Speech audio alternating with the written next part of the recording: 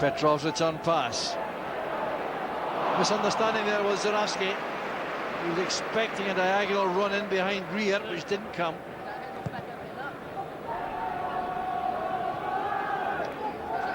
This is Naismith. Supported by Leven. Now Johnston. Excellent ball retention again from Johnston. All glued to that right foot. Wilson to Greer. Brilliant run there by Wilson, but he won't get there in time. Very good athlete, Lindsay Wilson. With all those zipping through there off the wet surface, and got the striking not entirely happy with the way things are going. Pen in hand. Notepad there. Another little aid memoir there for the Celtic manager. Unless he's ordering his post-match meal.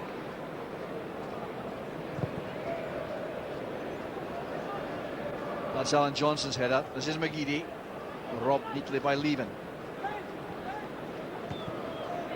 Right, looking for Wales, who had his shirt pulled there by Varga, but the first offence was committed by the Kilmarnock striker.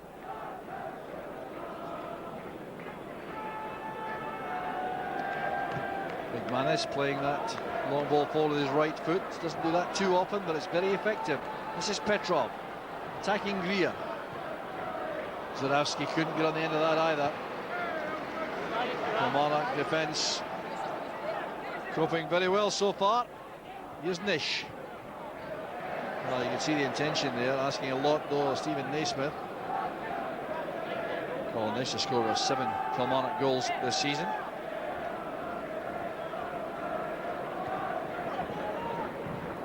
Keane to Thompson. Well, they switch for the moment, Thompson with Pearson. Thompson joining Roy Keane in the centre of the midfield for Celtic, with Pearson going to the left.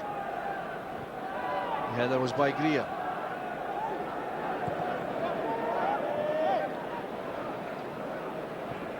Alan Thompson took a knock there as he played that ball back.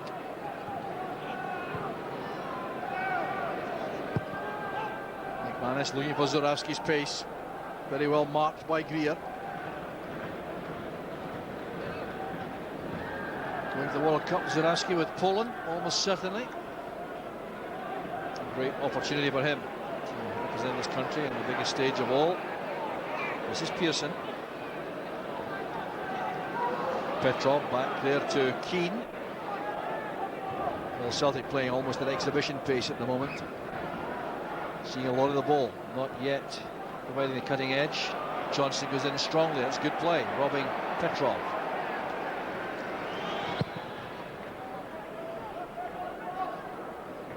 Headed down by McManus, reaches Pearson.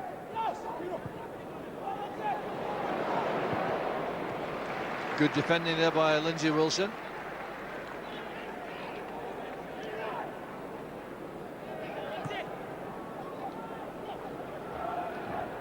Wallace to Thompson. Celtic blessed with a number of left-sided players out there. Pearson, Thompson, Wallace. So too is McManus. A real overload of left-sided players. The pass is aimed for Mcgee, taking on Leven. Help provided by Naismith, but still possession with Celtic. Awkward there, Zurawski and Greer together.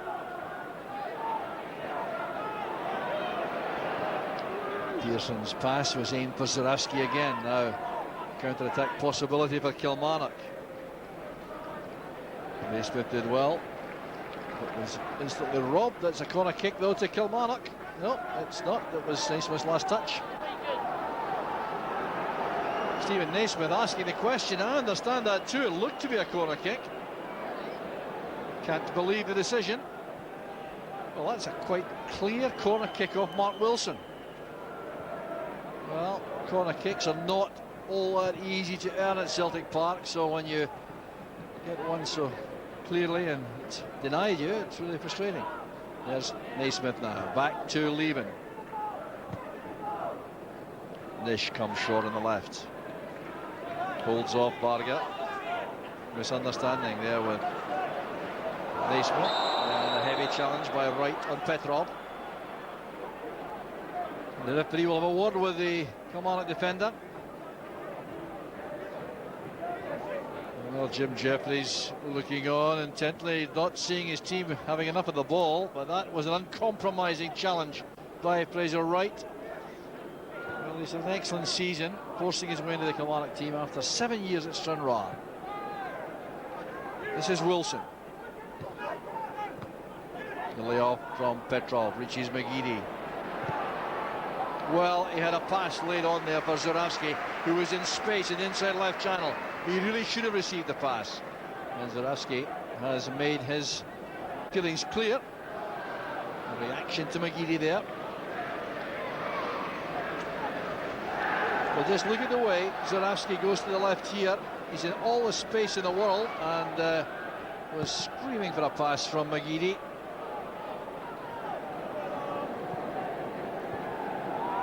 A little bit of selfishness there by Aidan Mcgee. Possession again, instant control, the first touch, off goes Zurawski, offside.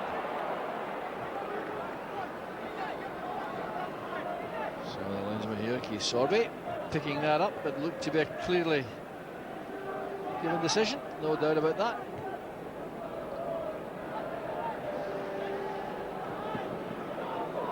Kilmarnock with an opportunity here, if they can finish with 2 victories, could get to 58 points, and that might be enough for 4th place depending on results elsewhere. They're playing Hibs in the final match at Rugby Park at the weekend.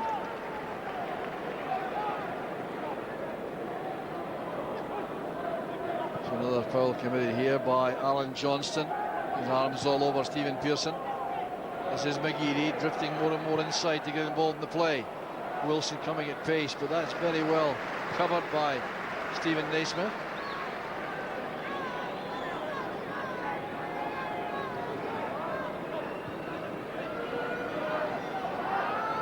Possession again with Mcgee, seeing a lot of the ball right now. This is Roy Keane. 2 Republic of Ireland internationals together. Wallace comes forward from left back. Awkward ball that. Fraser Wright had no option. He had to turn that away to safety. Zurawski was right behind him. This is a very awkward ball. Dangerous one, which Combe couldn't come for. Turned away by Wright to safety.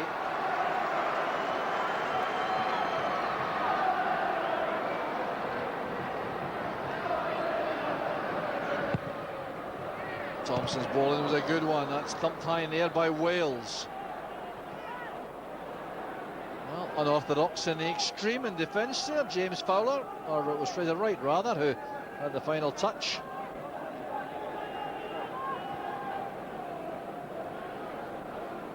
Now Wales for Kilmarnock, now invincible.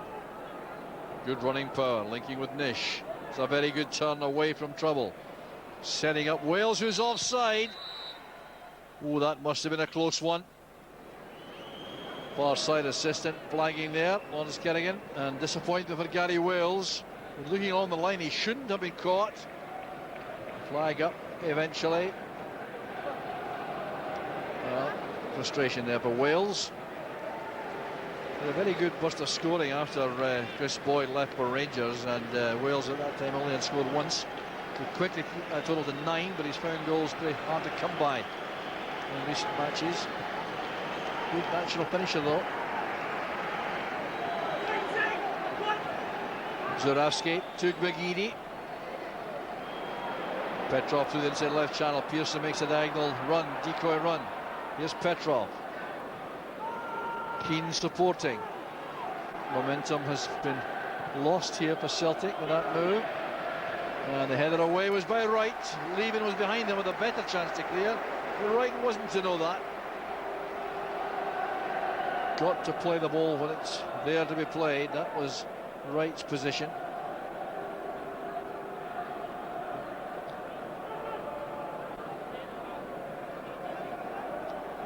And then swinger from Thompson. Usually excellent delivery. It's not at all bad. And all McManus could do though was turn it behind for the goal kick. Well, the edge, once again, I think it's fair to say, is missing from the Celtic play. A lot of good, comfortable possession and passing without that explosion in the final third, which can make all the difference.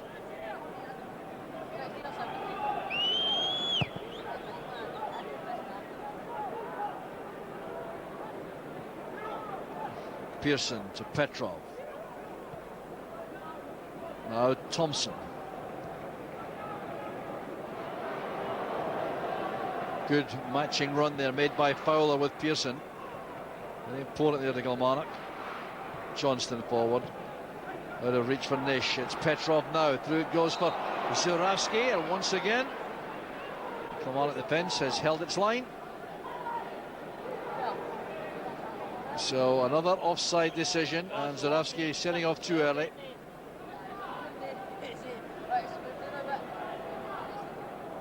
Well, the best save of the match without question, the one by Combe against Stilian Petrov early on.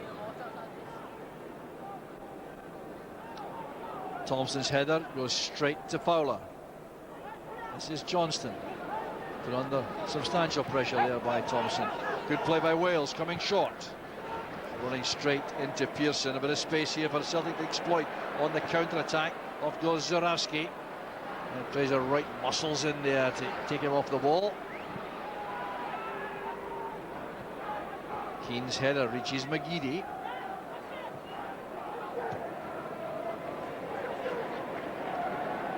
Mcgee again.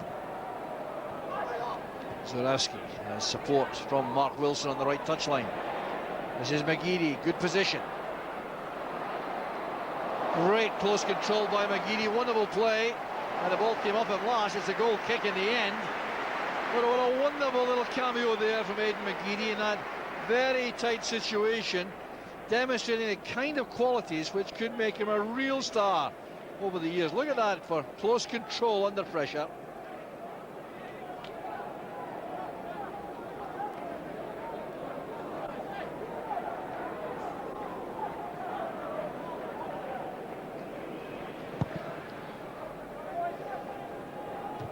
Strong challenge by Keane, but it goes straight to Gordon Greer. This is Invincible, who's done a quiet match so far, and Kilmarnock usually are much more menacing. Invincibles involved a lot. Headed away by Varga, collected by Naismith for the benefit of Leven. A very good left foot, giving that straight to Pearson though. He'll try again. Better ball this time, Nish. Well, difficult to pull that back across goal. Couldn't do so, Colin Nish. Still an easy time over the piece for David Marshall, and that Celtic goal. He had nothing to do at all. Here was Nish, tipping away there from McManus.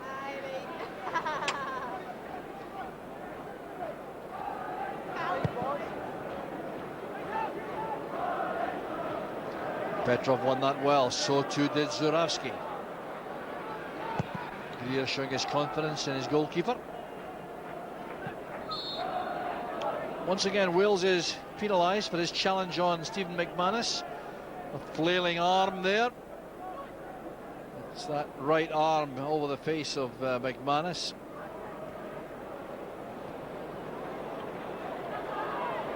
Well, the decision going Celtic's way, much to the annoyance of Lindsay Wilson.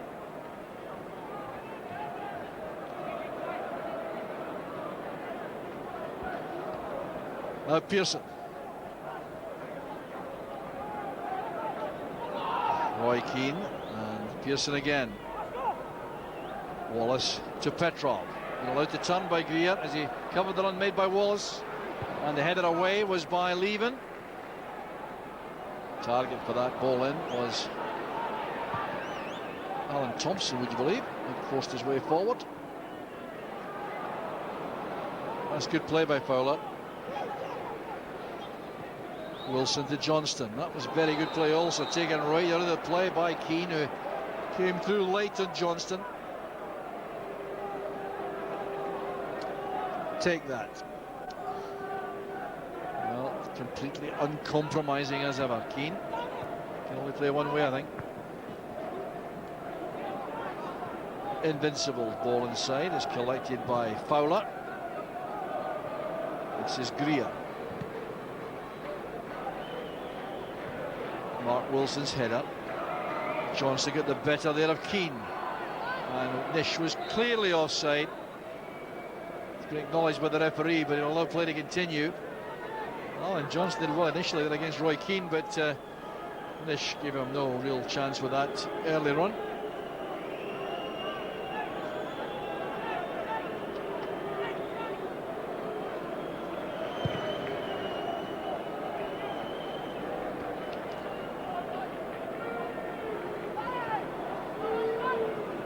Naismith turning away from Mcgee. Mcgee battling back and fouling the Kilmarnock youngster. Two fine young players together. Real determination being shown by both players there, but it was a foul by Mcgee, no doubt about that. Now Peter Leven with this free kick. Very good left foot for this purpose. Right to the far post it goes. The offside flag is up. Colin Nish again, I think. Looks bemused there, but the flag was up very early.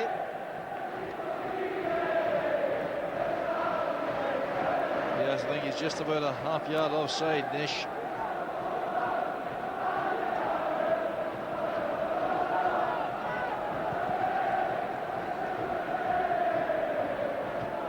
Wright's header. Here's Nish. Good play by Fowler. This is Leven.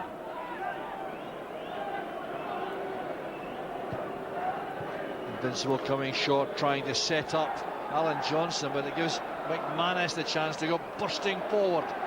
Well, the pace of Fowler so important to Kilmarnock defensively. With a push by Wallace on Wales.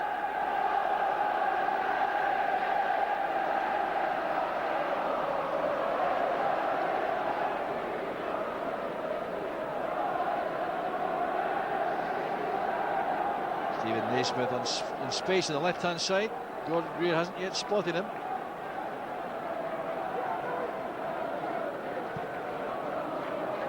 It's towards Invincible. Certainly sensible to play high balls in the area of Ross Wallace, who is the smallest player in the field by a long way, unless Stevie Murray comes on for Kilmarnock. He's on the bench. Perhaps even smaller.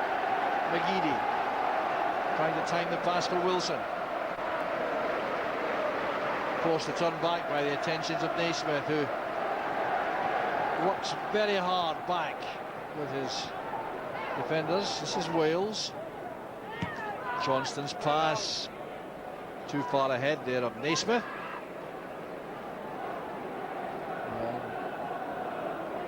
Both managers out there with instructions. Jim Jeffries not entirely happy. He must be concerned about Celtic enjoying so much possession.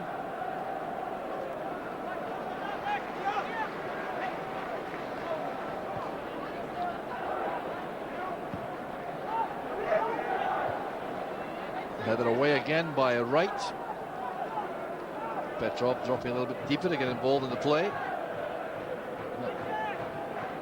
Finding it easy to wait upfield. He has to try and get involved and make things happen.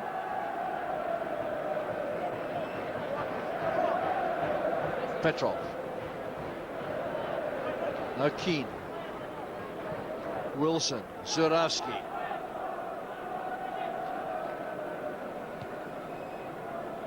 Thompson. Good running by Wallace.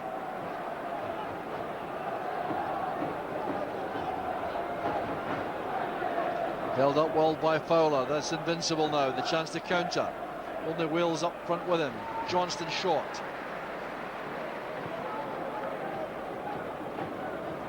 Celtic now have players back though. No real pace in that attacking manoeuvre from Kilmarnock. Well, they're playing into a channel there where he hoped to find Stephen Naismith, who'd got across there. Thompson fending off Naismith with an arm to the face. Sharp play by Petrov. And a very good pass for Zurawski. Pearson waits in the middle. The interception made by Fowler is having a fine match for Kilmarnock. This is Petrov. Now Mcgee. Thompson helping it on. Simply and quickly and effectively to Wallace.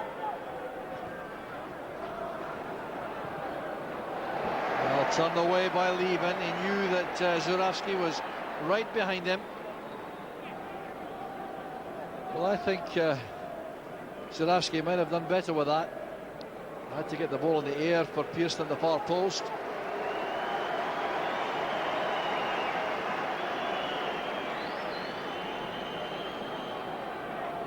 Mcgee's corner kick.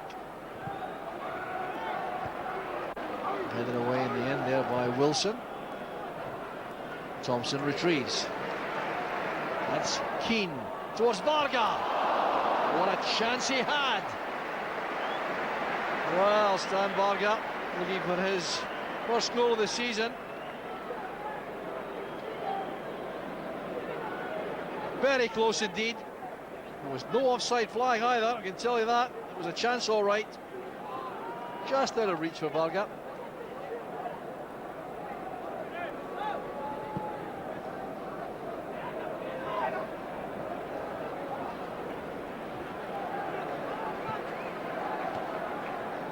Leaving, taking a safe course forward like this. This is Colin Nish.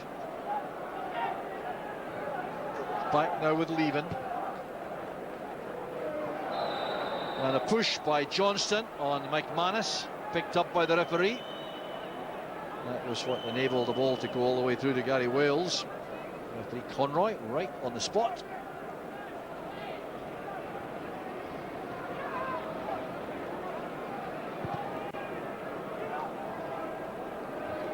Wallace with a header. Here's Thompson, given plenty of time to turn.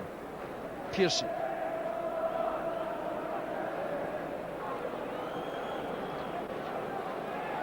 Now Alan Thompson again. Mcgee has drifted inside to get involved. Chased there by Naismith. Clearly has been given the task of following him in that situation. Pearson couldn't find a way through there. Held up by the numbers in the Kilmarnock defence.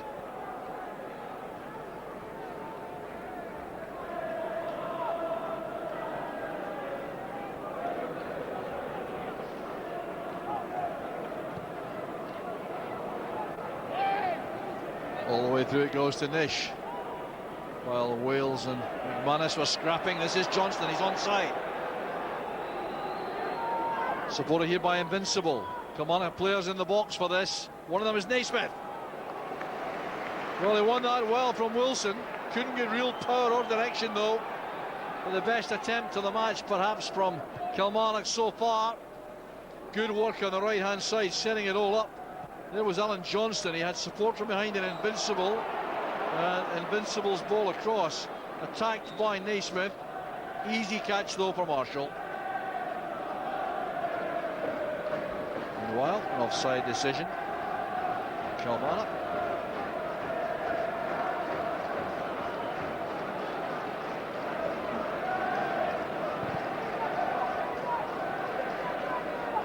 Headed on by Invincible. Met by McManus. Petrov getting up in determined fashion against Fowler. He's back in possession again. Here's Zurawski. Now Thompson did well to retain possession because Petrov calling for the ball was offside at the time. Keane to Pearson. Fowler again doing well in that midfield area. Wales out of reach there, and it's back with Mark Wilson. Well, a hopeful ball forward there. No real design in the pass. Leaving hoists it forward for the tall figure of Nish, who's beaten to the ball by Varga. Now Wallace. Wallace starts all over again for Celtic.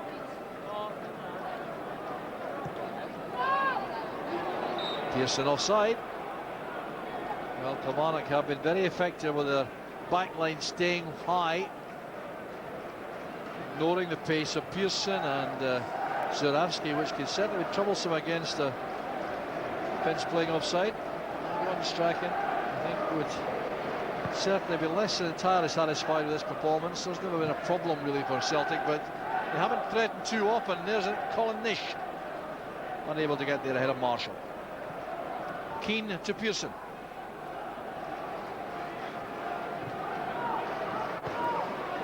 Now Wilson. Off goes Zurawski, followed every inch of the way again by Fraser Wright.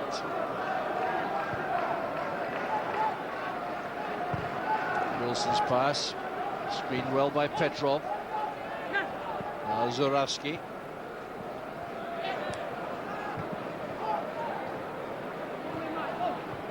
Zurawski again with Roy Keane behind.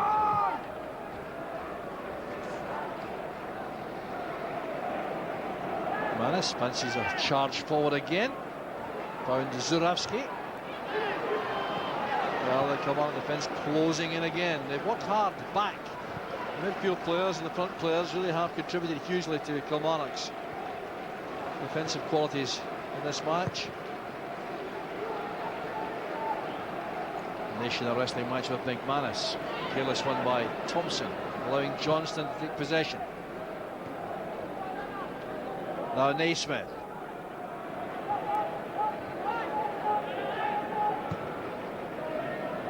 Just nowhere for Johnston to go there.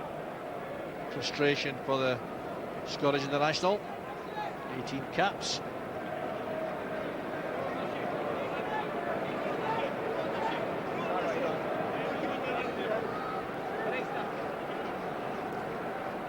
The target is Petrov, who did well to get to that. Gordon Greer's pass back. Well, Kilmarnock, I think, may reflect in a first half in which they have not seen much of the ball, but they have coped well defensively. Very few clear-cut chances for Celtic in this first half, despite all the ball they've had. Here's Gordon Greer and Invincible. Fowler. Leven. Gary Wales challenged strongly there by Varga once again. Here's Naismith helping it on, and McManus is in trouble for a moment. Ross Wallace bailed him out. Here's Thompson. Petrov. Keane has Wallace breaking on the left.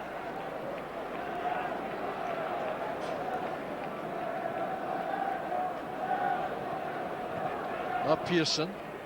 Keane was always in support there. Wallace again, shown inside by Johnston. Another good interception made by Fowler. A terrific servant to Kilmarnock over many years, James Fowler.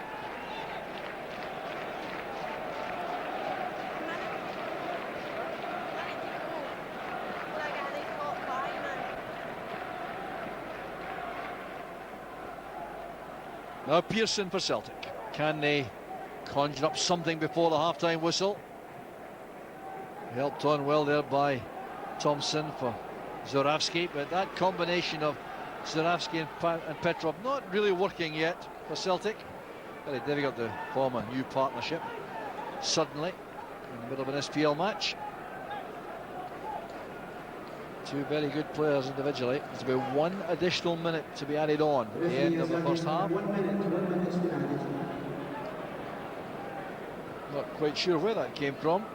No injury I can recall. There wasn't an injury. No, there was an injury. David Marshall, wasn't there? That was the factor which will result in that extra minute. Headed away by Wright, reaches Petrov. That's a fine tackle by Greer. Excellent play by the centre back. Now Alan Johnston. Invincible's found some space on the right hand side. McManus goes across strongly. Turned behind though by Invincible for the goal kick, which should bring the first half to an end. A first half which will certainly not be deemed immemorable, I suspect, by the Celtic supporters inside the stadium. Barely half full, I would suggest, on this match, which is extremely unusual. Referee Steve Conroy has seen enough. It's half time at Celtic Park, and for Celtic it was a tough task in that first half to break down the resilient. Welcome back to Celtic Park for the second half in the match between Celtic and Kilmarnock. No goals in the first half. Celtic coming closest and enjoying the bulk of possession. But Kilmarnock still with high hopes here of doing something, and they really have a major incentive. They could finish fourth if they won the final two matches, this one and the one against Hibs at the weekend, and that would give them a chance of finishing fourth, which would be a terrific performance this season. And a very tight budget, Kilmarnock. No big salaries out there, but lots of determination, commitment, some good, honest, professional players. And they were given a good account of themselves so far, especially James Fowler, who played that ball forward to Keane. This is Thompson holding off Invincible and being caught. So, screened the ball, a free kick to Celtic. It's good play by Thompson, clear foul by Invincible, and it'll be taken by Thompson himself. Well, you can imagine the stick Alan Thompson would take if by any chance Kilmarnock won this match. It would mean the last three starts in the team resulted in defeats, because he was involved against Clyde and Dunfermline. Offside against Zurawski. Caught a few times tonight, the Polish striker. Must be of some concern. Zurawski will be going to Germany to play against Ecuador, Costa Rica and Germany in the World Cup, along with Artur Boric, who's still on the bench for Celtic. David Marshall in goal this evening. Once again the flag is up against Colin Nish. Well, Nish and Zurawski have had serious problems staying onside in this match. So a reminder of the formations here. Celtic still with that back four of Wilson, Farga, McManus and Wallace. Mcgee has drifted into the middle to play behind Petrov and Zurawski. So Keane and Pearson and Thompson in the midfield. Petrov up front with Zurawski. There's Zurawski. Chance this time. Fine play by Alan Combe in goal. Effectively a defender's tackle that by Combe, but it was completely effective and saved the day for Kilmarnock. Well, the pace of Zurawski telling on that occasion. And Kilmarnock very fortunate to survive. The last thing they want to do is concede an early goal at the start of the second half, and then feel those waves of attacks coming forward. Good interception again by Leven. This is Johnston. Good space there for Leven. Nish has gone to the left. Will still through the middle. Here's Naismith.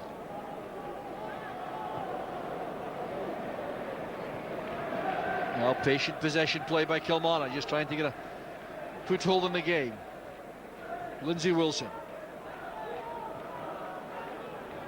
Fowler in trouble there against Mcgee. Mcgee's won it from him, and Naismith slid in with a tackle which conceded that free kick.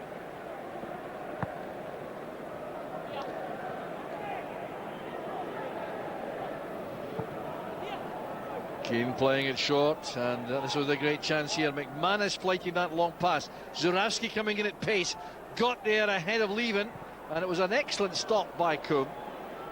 Well, the keeper flying into the tackle there effectively. He couldn't have gone with his hands. Well, there's Leven taken out of the play there by Zurawski. Brave play by the goalkeeper. Well, his second excellent bit of goalkeeping. First was again still in Petrov, blocking that excellent volley early in the match. It was handball surely by Invincible, but the referee settles for a throw, I think. Question asked here. No, it is handball. It's been spotted all right. Ross Wallace will take this. Keane strolling through the match in midfield, unhurried, uncomplicated. Gordon Greer's header down. Kilmarnock on the throw, came off Ross Wallace. He thought the ball was out of play before he touched it. Gordon Strachan, I suspect, thinks the same. Alan Thompson is in trouble for his protest here. Well, it's very tight indeed. Hard to say why it was worth a debate of that kind. I really don't know. Gordon Strachan too protesting towards the referee. He's been waved away by the fourth official, Ewan Norris. That's Invincible. Tackling Thompson.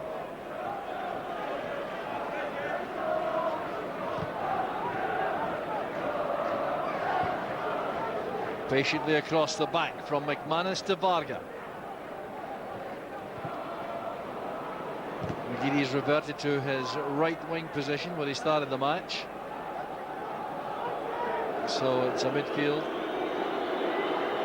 of Mcgee, Keane, Pearson, Thompson on the left.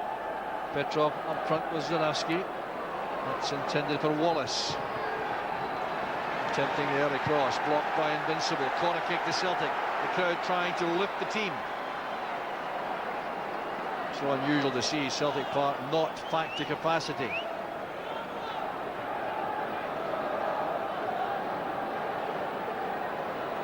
Varga stalking the penalty box.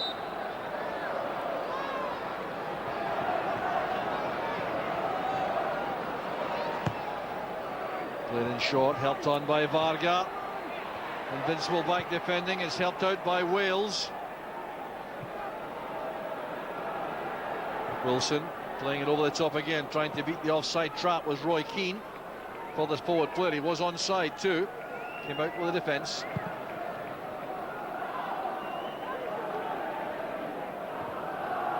That was McManus with a header. Here's Naismith. Loose play there by Mcgee.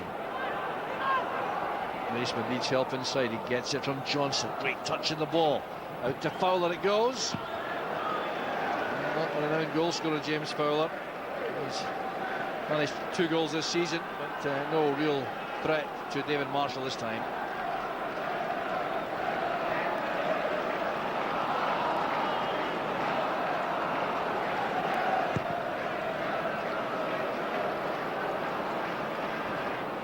Strong play by Petrov. Holding off Leven. Now Wilson. Mcgee. Petrov's dummy didn't quite come off. It was well read by Greer. This is Invincible. Wilson giving him an option on the outside. Trying to outrun Pearson. That's not easy.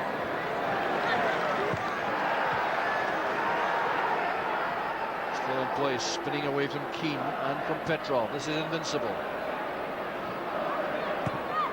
Wilson to Invincible. Closed down well by Wallace at the expense of a corner kick. Better play in attack from Kilmarnock.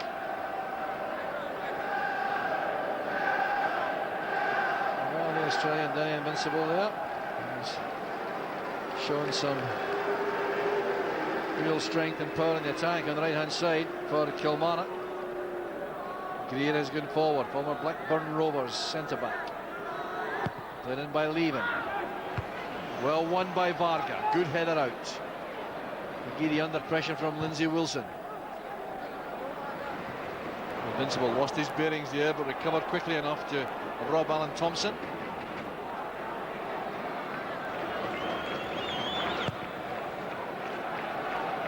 Well, you wonder if Kilmarnock will begin to grow in confidence. The longer it stays 0-0, the more they'll think they have a chance of stealing this. Seeing more of the ball now. McManus with the header down. Nish couldn't get there. Wallace beat him to it. Thompson to Petrov. Runs for Pearson. Oh, it's great play by Stephen Pearson. Faced up to Greer. That's Roy Keane with a shooting chance. Well, I think he changed his mind just at the last moment there. He was going to have a full-blooded drive there, but then seemed to check out. It's great play there by Pearson. Getting away from 2 defenders, setting up Keane. It was a good shooting chance.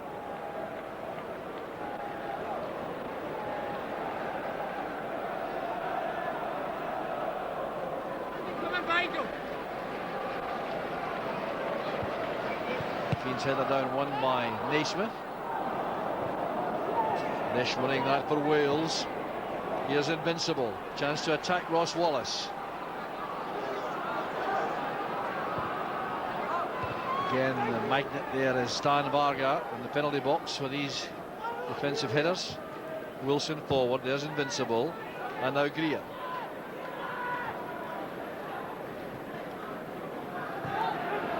Pearson did well. Petrov now has Thompson available. Well, interesting to look at the Celtic subs bench, see who might come on up front. It's Sean Maloney and Dion Dublin could do that. And here's Roy Keane with Wilson surging forward on the right. There's a good ball in. Point blank range, it's Zurawski, number 20 of the season. He's a leading goal scorer now. He overtakes John Hartson. Well, it was easy enough in the end, but thanks to the good play wide the right hand side, it was Petrov who set up Keane, who measured the pass for Wilson. That's an excellent ball in, and Zurawski doesn't miss these. Very good measured pass, excellent ball across. Alan Combe completely exposed. Well, Gordon Strachan relieved, I'm sure. Want to finish up the disappointment here at home in the last match. So Macek Zurawski gives Celtic the lead, gets his 20th goal of the season, and a very productive first season it is for the Polish international striker. Took a little time to settle, and that came at a time when there was a little bit of growing belief apparently in the Kilmarnock ranks that they could do something here. Now they have to dig deep and carry on the fight. Here's Johnston. Fowler back to Greer. Well taken down by Naismith. That's Furness. He's in a very good position here, but he's offside. Much closer decision that for the big striker. It's good build-up play involving Stephen Naismith here. Well, there's not a lot in that, just about a yard at the most. McManus playing it short here for Wallace. Missed by Wright and Zurawski.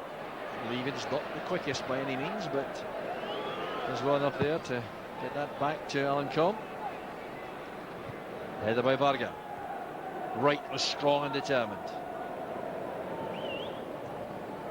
Wallace with a deep pass there for Pearson, who was caught by Fowler. A slow one there in the right foot. This is Varga. Waiting to play the pass for Mcgee. Well, Peter Leven thought he should have the throw, but it goes to Celtic. This is Petrov.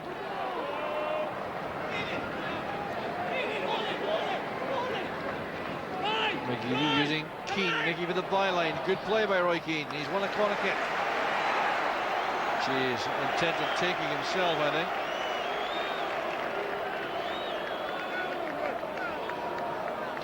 Alan Thompson comes out here.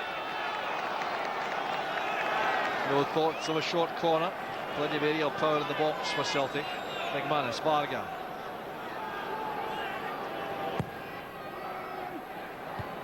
Headed away by Wright. Good play by Wallace. And by Mcgee, excellent play. Elusive running. Held up well by Lindsay Wilson. Good bit of defending also by the Australian.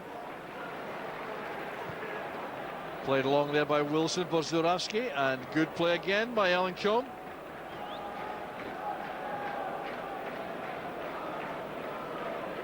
Now it's with Alan Johnston for Kilmarnock.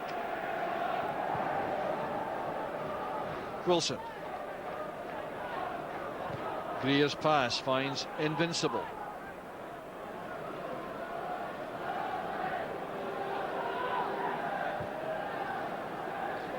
Well, misunderstanding up front. Gary Wills expected Stephen Naismith to join him in the middle there. Didn't come off. Mcgee now in possession, and that's threaded through there for Pearson's run. Zurawski wants the ball played back inside. Still Pearson. He's robbed there by Greer. Indecisive Pearson, that was the problem. Handball there by Wales. Referee allowing possession to be retained by Celtic. Advantage applied. This is Thompson. And now Wallace on the hour mark now. Celtic with a precious 1-goal lead. First goal they scored, incidentally, in 3 matches. They 2-0 with Rangers, then lost 3-0 to Hearts. Goal extremely welcome here.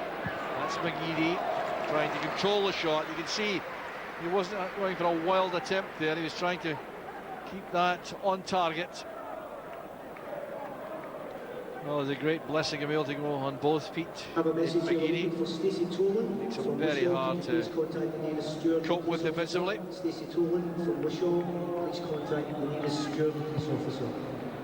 Bit of activity now among the substitutes below us. Adam Virgo there doing a warm-up. Jim Jeffries, Billy Brown considering what changes they might make to save the day. Sean Maloney set to come on shortly.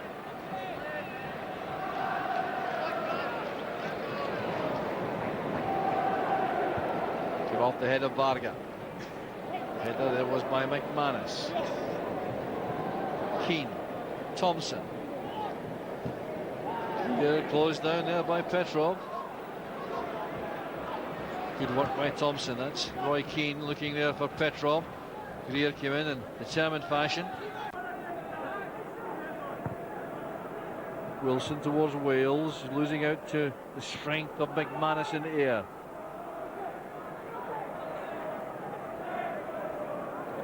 Celtic had to throw again. Quickly taken by Wallace.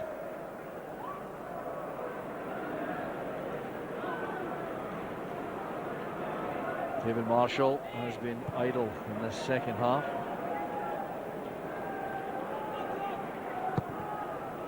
Wilson trying to get that through for Pearson, who's supporting the front very effectively.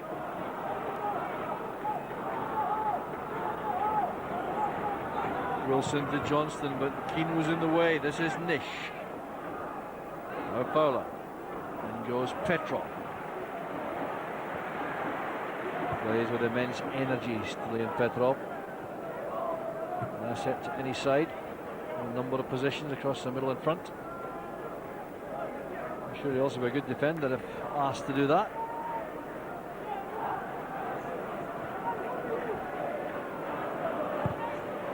Keane spotting Mcgee. This is Thompson. Excellent pass. Wilson against Naismith. Oh, that's good play by Naismith.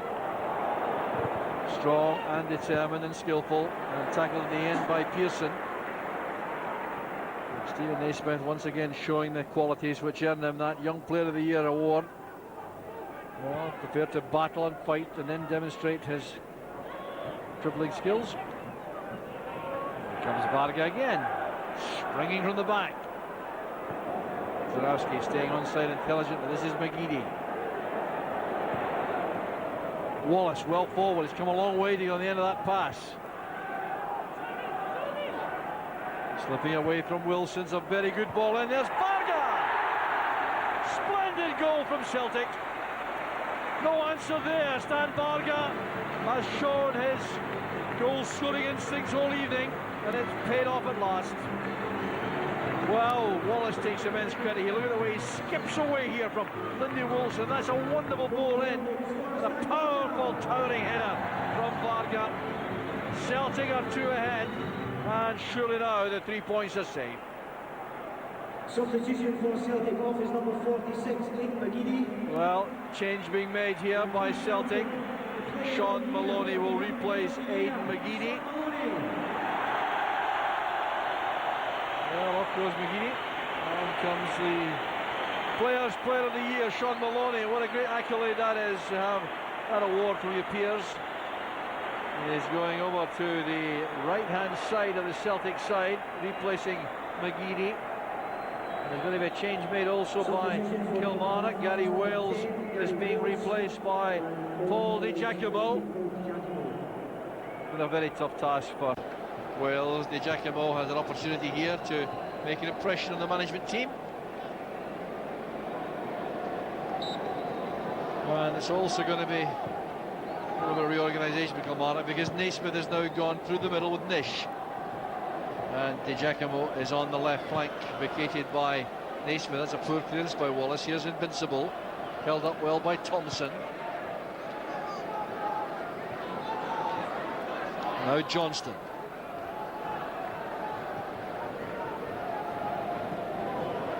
Turned back by Fowler to Greer, taking no chances.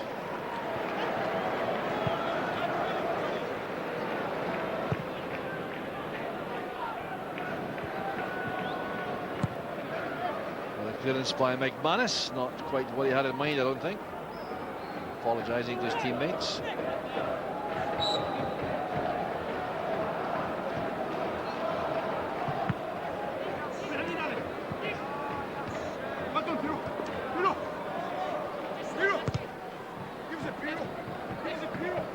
Pearson losing that battle with Wilson, but winning it back now.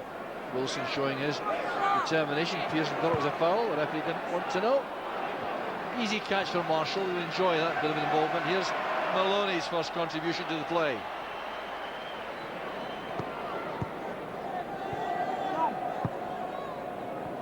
Now Petrov.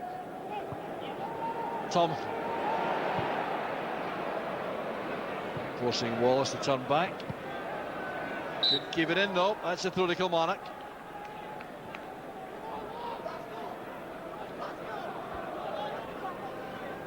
Well, have Kilmarnock the resilience, the character, the determination, perhaps more importantly the ability to come back.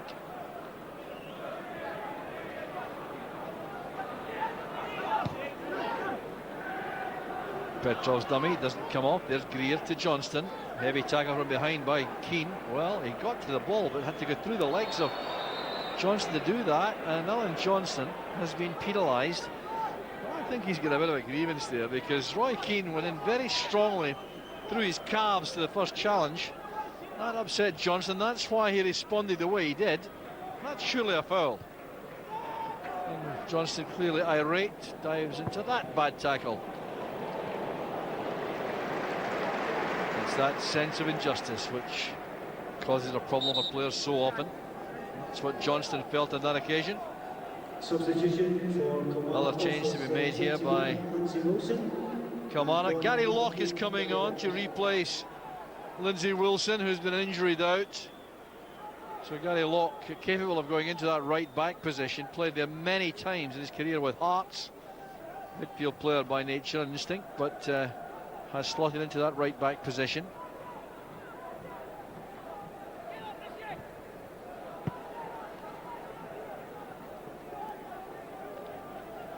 So Kilmarnock's throw. Peter Leven will take this. Once was on the bench in an Old Firm match for Rangers. Didn't come on right enough, but then had all those injury problems. Breaks off Pearson. This is Thompson. Now Wallace has to use David Marshall. Zurawski's header cushioned there for Petrov, but it's intercepted by Wright. This time Nish is onside, promising for Kilmarnock. Naismith's in the middle, so too is Invincible. And Nish couldn't get the ball across. What a disappointment for Kilmarnock.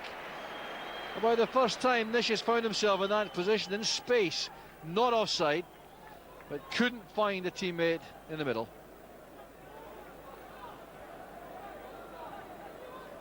So much time and space here. Held up by Varga. This is Locke asking a lot of Invincible. Thompson picking out Keane inside. Petrov dropping deeper. That's for Maloney. Zurawski's offside. Yes, he was. Very yard offside. Didn't hold his line there. Looking for an arc run there, but certainly offside, and no argument from the striker. Fowler lofting it back in straight to the head of Varga, who was well aware of the position of his goalkeeper.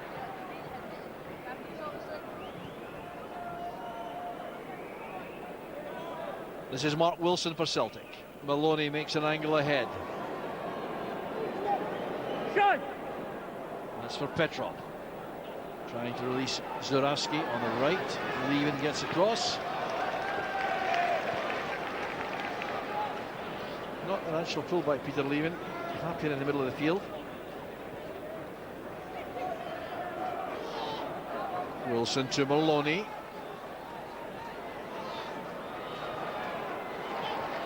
Now Wilson. Petrov. Celtic can have all the patience they want now. Gordon Greer's header out, controlled well by Johnston. Here's Fowler.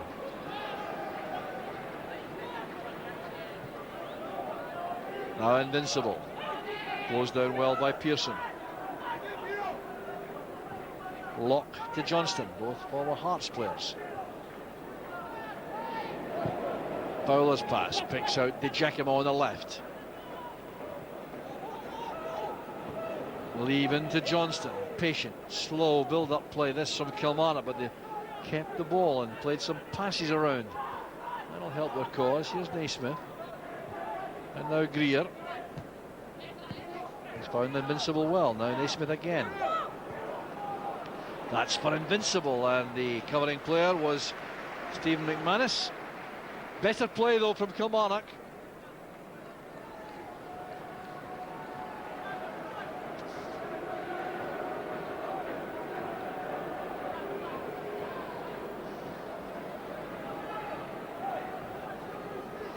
A long throw from Gary Locke. Came off the head of Pearson. Difficult chance for Fowler. Didn't get over the volley. Well, plenty of bodies in the penalty box for him to negotiate apart from anything else, but he had to get over this volley, keep the ball down. Couldn't do that. Well, his 2 goals this season were something of a surprise in fairness. He's played at full-back, he's played in that holding midfield role for much of the season.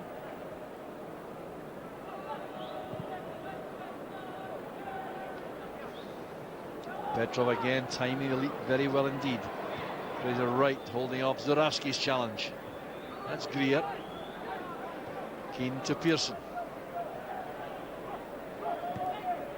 Wallace finding Maloney, who's drifting inside. Careless ball by Pearson. Straight to Leven, who returns a compliment, a very bad ball forward, looking for Naismith. Intercepted easily by Wilson.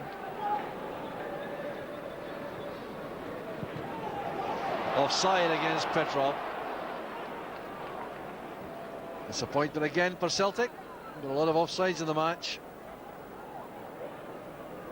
Well, good positioning by the Kilmarnock defenders.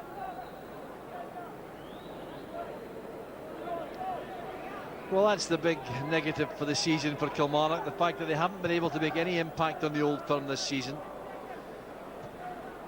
A matter of some pride, I think, that they can take some points from the big 2, but they haven't managed to do that this season, despite doing very well against most of the other clubs in the SPL. It looks as though they'll draw a blank again tonight. 2 behind, time ebbing away here as Sean Maloney takes a chance to freshen up the Celtic side. That's Zurawski's ball inside for Pearson. Good running there by Fraser Wright. Very good defending. Pearson appeared to be in the clear for a moment, but Fraser Wright does so well. There's a very good early pass this by Zurawski into space, but give great credit to Fraser Wright. Nish with the header. That's Pearson. Keane. Petrov to Maloney. That was for Petrov, who was closed down well by Wright and Leven. Maloney just a little bit late in playing the ball through because he could have found Zurawski quicker. And he just taken one touch fewer. Now Wallace. Keane again. Controlling the midfield with a degree of ease, which is a little bit worrying, I think. That Keane at this stage in his career can stroll through a match like this.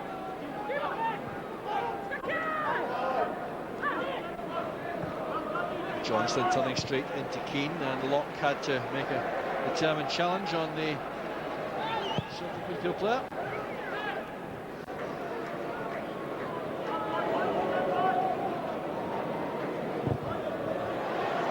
Well, Leven gets the break of the ball there against Maloney. This is Nish. Leven again. Naismith. Leaving it to Giacomo. That's good play. Nish to Di Giacomo. Turned away for the corner by Alan Thompson. Much better play from Kilmarnock. And Di Giacomo at the heart of it all, along with Naismith, linking well with Nish, and Thompson did very well for Celtic.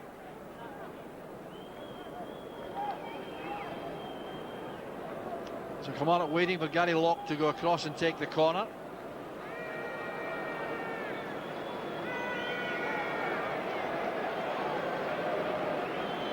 Quarter hour remaining.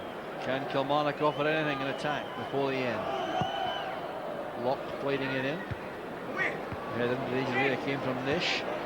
Away by Petrov and Wilson. Fowler to Leven. It's for Di Giacomo, who's onside. No, flag it up eventually. A little bit belated that time, but Di Giacomo's caught. Naismith too seemed to be very well forward. Well, the decision was right, no doubt about that. Have a message here, looking for Kevin Maguire, who was in the company of Stacey Tolan. Please contact the nearest steward or police officer. So David Marshall Kevin Maguire coming for a walk here, possession. Varga to Keane. Absolutely simple and straightforward, Keane. Off goes Zurawski, matched by Greer. Now Leven. Going for length again with a pass. Asking a lot of Naismith. It's turned away though by Varga. He's a menace all right, this young man.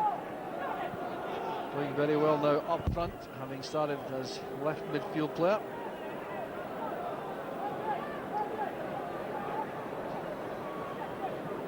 So here's Leven.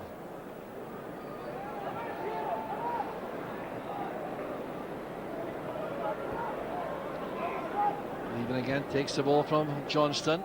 Nish gets up well to that, but couldn't direct that on target. Well, he should be a big threat in the box, Colin Nish. He's got that great physical presence in the box. The driven ball by Leven was a good one. He got in front of McManus, couldn't keep it down.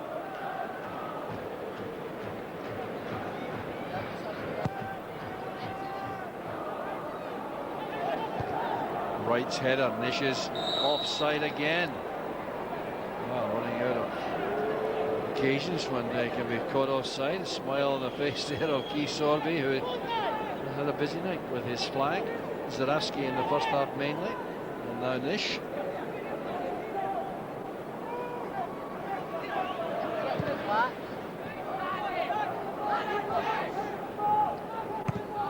Wallace picks out Pearson.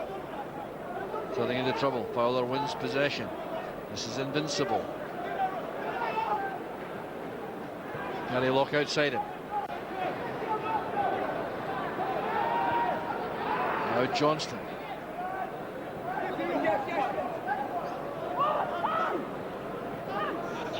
Celtic back in numbers to face this Kilmarnock attack. Played in by Locke. Well, little Stephen Naismith got up well for that. Hit it wide of the target despite the attentions of Varga. That's very much a catch-weight contest. Well, the youngsters does very well here to get in front of Varga. Got a good head on that. Took a bang for his troubles. Well, Stanislav Varga likely to lead the club in the summer. Fairly brief spell here, 3 years here from Sunderland. Alan Johnston, also a former Sunderland player. That's Wilson's challenge. Here's Johnston. Now invincible. Celtic have taken the foot off the gas without question. Considering a game won, I think, with this 2-goal cushion. Locke to Greer.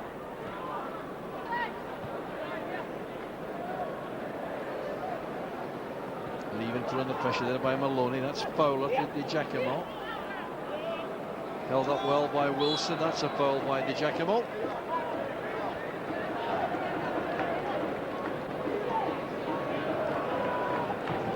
A little joust there, ending in that foul by the Kilmarnock player.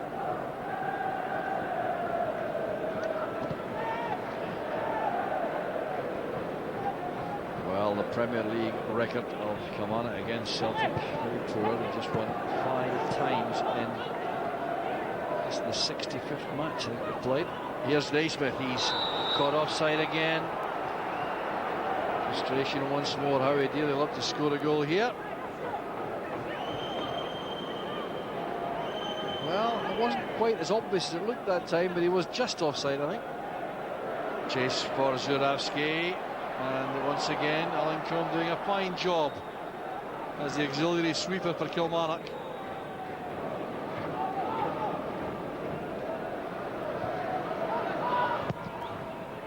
Five wins in 65. It really is very poor. All the victories have been at Rugby Park for Kilmarnock. The last time they won was 5 years ago. They won by 1-0 at Rugby Park, and that happened once again after the championship had been won by Celtic. Martin O'Neill's first season in charge, that was. That's Varga's clearance. In goes Locke.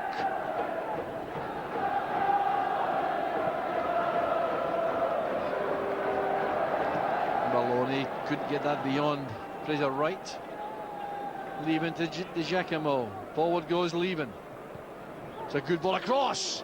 Sliced away there by McManus on his weaker side. That was dangerous, all right. A bit of encouragement there for Kilmarnock. Locke to Johnston.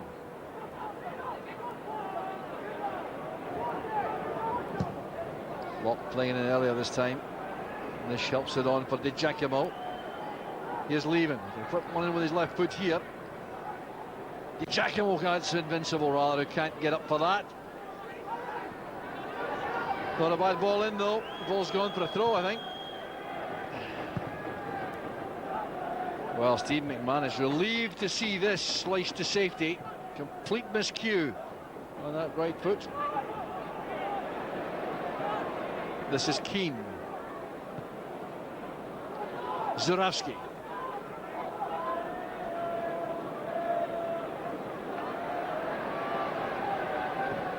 Pearson's layoff. This is Petrov, and then Thompson. Now Mark Wilson. Maloney. Keane involved all the time now. This is Thompson.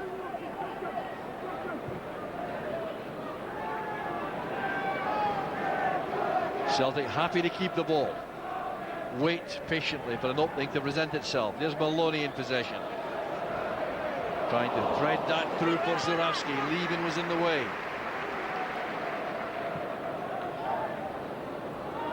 Good play there by McManus and Varga.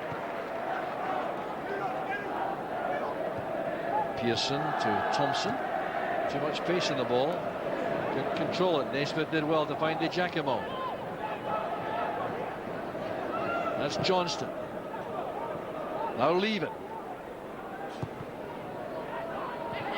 Nish. Good attempt there by Colin Nish. Sharp control. First time shot. And Celtic were exposed. You see the frustration in his face. It's drilled across there by Leaving. One touch to control it. The second just over the top corner. And change being made now. It's Zurawski, the scorer of the opening goal, who leaves, and on comes Dion Dublin, continuing his run towards the league championship medal. Another appearance for Dublin, and his brief spell in Scotland will almost certainly earn him a championship medal. In fact, it will, by virtue of playing Sunday and playing again now. This is Di Giacomo, held up there by Wilson. Now Leaving. Difficult ball there for Gary Locke to take, so long in the air, allowing Celtic players to close him down. He coped with that extremely well. Nish back to Greer. Is there a consolation available for Kilmarnock? That's the question now, as Fowler finds Invincible, who takes his eye off the ball. A little lapse in concentration after a very long, tough season. Good play by Johnston. Locke turning it out there as he tried to find Invincible ahead. Well, 5 minutes left of Celtic's home league season. Just that one home defeat in the league against Dunfermline, a shock 1-0 loss. And apart, they have been impossible to beat. Here, and that's Thompson playing it across for Wilson. Wilson now shown inside by Levin. Maloney gives support outside. Giacomo is his marker. Here's Fraser Wright. Put under pressure there by Petrov. Plays with immense energy, Petrov.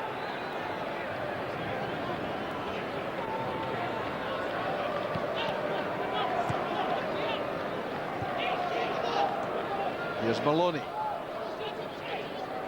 15 goals for the season. Looking for another before the end. The fine pass there by Thompson to Pearson. And the corner kick's been earned. It was very good defending by Gordon Greer, who flew into the challenge there as Pearson was in the act of picking his spot. Lovely little chip there by Alan Thompson. Coming off is number 33, Ross Wallace. Greer did well. Throwing himself across the Celtic player there. Here coming on number 4 is Adam Virgo. So another change being made. It's Adam Virgo who comes on. Well, Adam Virgo's had 4 starts, 6 sub appearances, and comes on here to get a brief little bit of experience. Hasn't seen for a while in the first team. Little reorganisation of the side. It's Wilson coming to the left back position. I think Virgo will go to the right. Oh, that's good running by Wilson. And a fine ball in!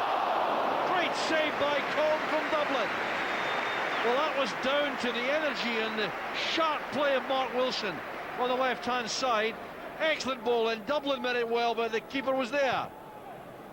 Oh, he did so well here, Alan Combe, to block that. It's a sharp save. Dublin so close to getting his 3rd Celtic goal.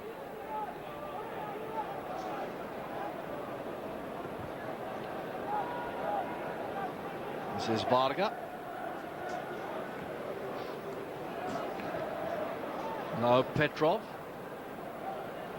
Pressurised all the way there by Fraser Wright. This is Thompson. And now Pearson. Virgo at right back. New back 4. Virgo, Varga, McManus and Wilson. Here's Maloney. Thompson. Delicate ball for Maloney again. That's for Virgo to chase. Giacomo's there first. Well, Giacomo's done his cause no harm at all since coming on as substitute. Playing in that left side of midfield. Here's Maloney and now Pearson. A misunderstanding there with Dion Dublin, who checked out of the forward run. Now Locke. Invincible. Held up well by Wilson.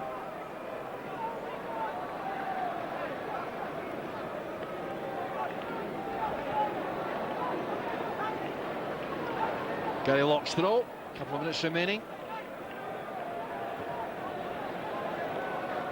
Kilmarnock now, no opportunity to finish 4th in the light of losing this match.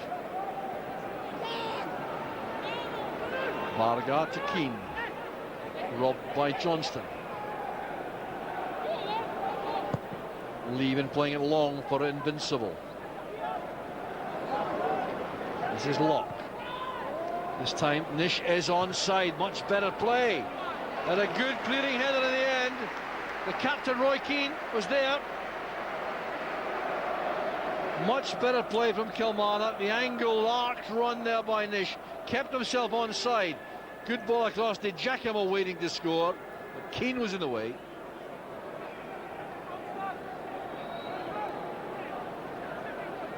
Gary Locke's going to cross to take the corner. Kilmarnock looking for a consolation. Headed away by Dublin. David Marshall determined, I'm certain, to retain a clean sheet here. Fowler playing it long. Well, won by Greer, but no threat on the goal from that. And he's well out of position now as Celtic come forward again. This is Wilson. There's going to be 2 additional minutes.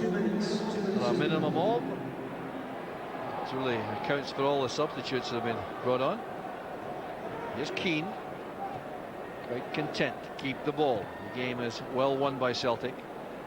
These two second-half goals separating the teams, although the gulf in class has also been rather obvious. Maloney appeared to be wrestled there by Greer, but he still has possession.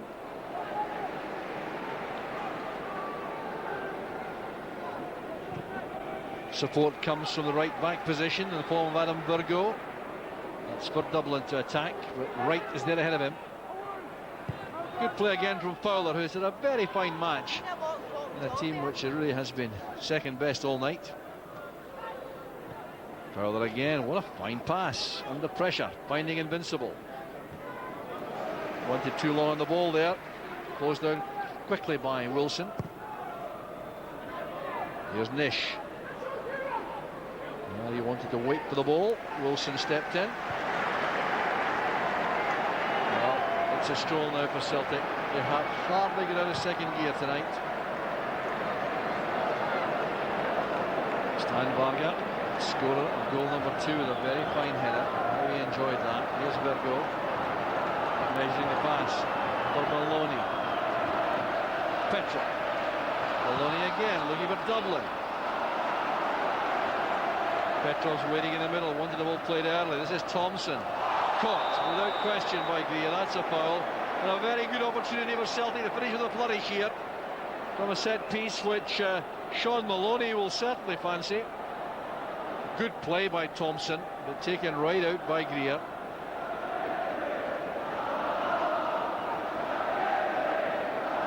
A little bit difficult to get the ball away from Sean Maloney here.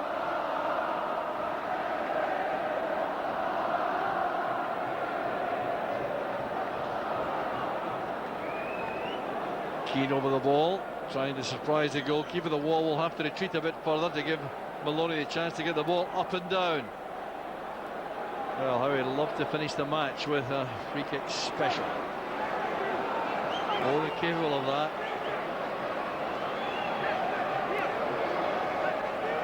James Fowler dropping onto the goal line. Well, disappointing. Sean Maloney takes real personal pride in these free kicks. He's very upset indeed that he didn't hit the target. Perhaps too close in to get the ball up and down. And it is the end of the match.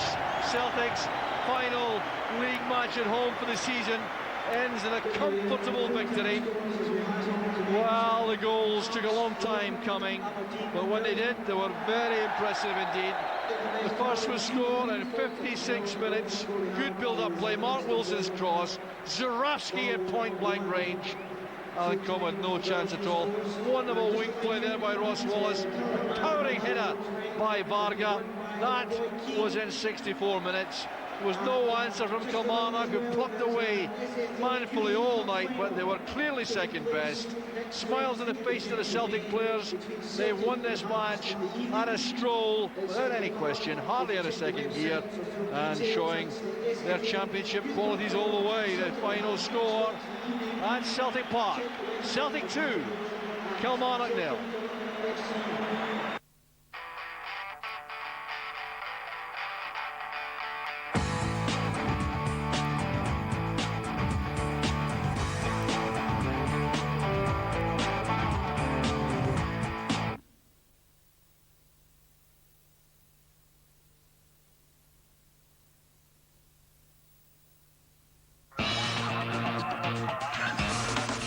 Ferguson calls him the greatest midfielder of his generation.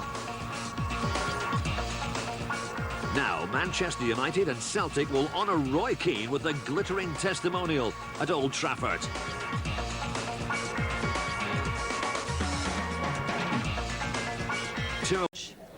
Was this Roy Keane's final farewell, his final appearance on the field of play? The 34-year-old has been struggling with a long-term hip problem and will see a specialist in the next few days.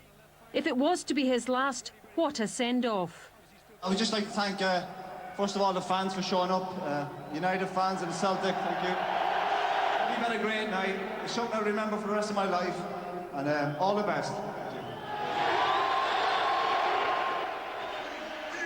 The Irishman was given a guard of honour onto the pitch by both teams. Keane had helped United to 7 Premiership titles and 4 FA Cup wins in his 12 years with the club. His departure from Manchester United wasn't a happy one, but that was all forgotten last night. 27,000 Celtic fans made the trip to Old Trafford, a record travelling support for a game between two British clubs to show their appreciation, as did a current United hero, Wayne Rooney. Keane started the game in green and white, although the match itself was almost incidental.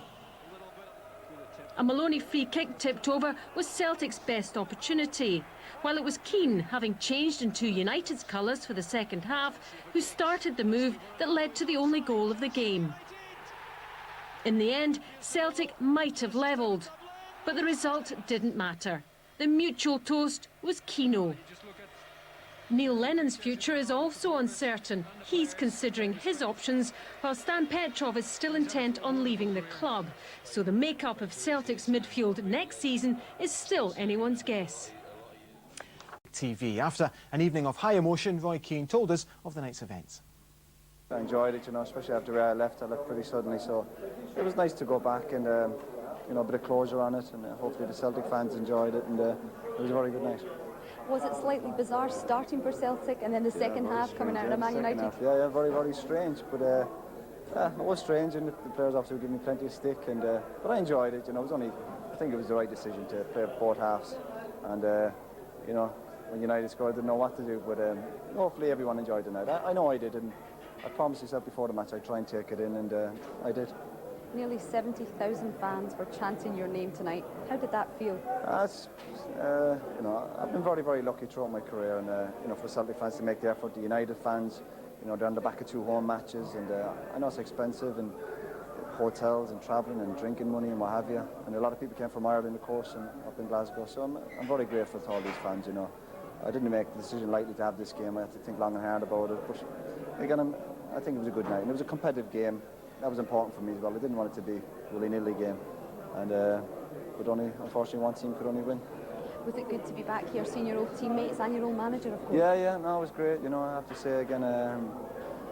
But all day today I've been quite relaxed about it, looking forward to it, which is not like me, you know. Usually I'm quite apprehensive, so I must be getting lightening up a little bit. But hopefully everybody enjoyed it. It seemed to be, and lucky with the weather, and I'm sure the Celtic fans have had a good day around Manchester today, you know, and hopefully it was a good night for everybody. Have you come to any decision about your future yet, Roy? No, I'm going to, you know, give it a week or two. I'm due to see the hip specialist in the next week or so, and hopefully I'll just try and make the right decision for everybody. You know, I know the year left at Celtic, but you know, I've got to check how the body is. I want to be fair to everybody, and I know that in a couple of weeks I'm sure I'll make the right decision. Again, I'll speak to the doctor at Celtic and the manager, and hopefully make the right decision. I'm sure I will. And the Celtic fans will be hoping there's more to come from Roy Keane. We hope so, but what I'm trying to do is just try and be fair to everybody, you know, and even after the game like tonight, I'm feeling all sorts, and you know, I'm hoping I'll make the right decision. Obviously I'm grateful for going up to Celtic, and having 12 and a half years United was fantastic, and then to go and play for Celtic, and you know, who knows, I don't want to be looking too far ahead. You know, I've enjoyed today, and I'll reflect over the next few days. Okay, off the back of that. Days and obviously to when you signed, can you tell us how it all came about, how you actually got to become involved at Celtic? Well, I'd left Aberdeen to go to Hamburg, and at that time David Hay had tried to persuade me to come to Celtic then, direct from Aberdeen. And although obviously I think it's known that I was a Celtic supporter as a lad, it would have been a difficult thing for me to do at that stage. And the deal was already done. I'd already agreed to go to Hamburg. I was committed to go to Hamburg, so I went.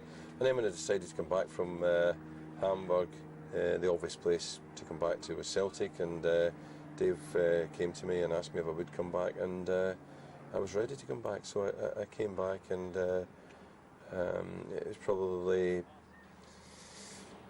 at least 10 years later than I thought it should have been, you know, because even from school I always felt as if, you know, that it was somewhere I wanted to go, and ended up not going, and had circumnavigated the globe before I got there, but nevertheless I ended up at Parkhead. So did you have a Celtic family then? Did you sort of come through the roots, so to speak, like Celtic fans do? It's in the background. Yeah, I mean, my mum's brother ran the Celtic Supporters Club in London Road for a long time, and you know, that's, you know, the family were Celtic supporters from the East End of Glasgow. You know, my gran lived practically opposite, you know, the training ground there in Edinburgh Road, and you know, all my family are based in the East End of Glasgow. So it must have been special to sign, obviously, but then you made your debut against Rangers as well. It must have been yeah, well, right I in there. I don't know if it's anything unique, but I mean, I made my debut and my last game was against Rangers, you know, so I enjoyed both. The first one we drew and the last one we won. But, you know, I'd played in many, many Celtic Aberdeen games and Rangers Aberdeen games, so the idea, and I'd obviously as a supporter been to many Celtic Rangers games, so I wasn't intimidated by that. You know, I'd played in local derbies at Newcastle when I played there, I'd played in Hamburg, Bayern Munich games, you know, so I'd played in big games, so I wasn't intimidated by it, but, you know, as it is to everyone, it's still a shock as just how big and how intense it is. What's that feeling like then, running out in front of the Celtic fans at Celtic Park for the first time? Can you remember?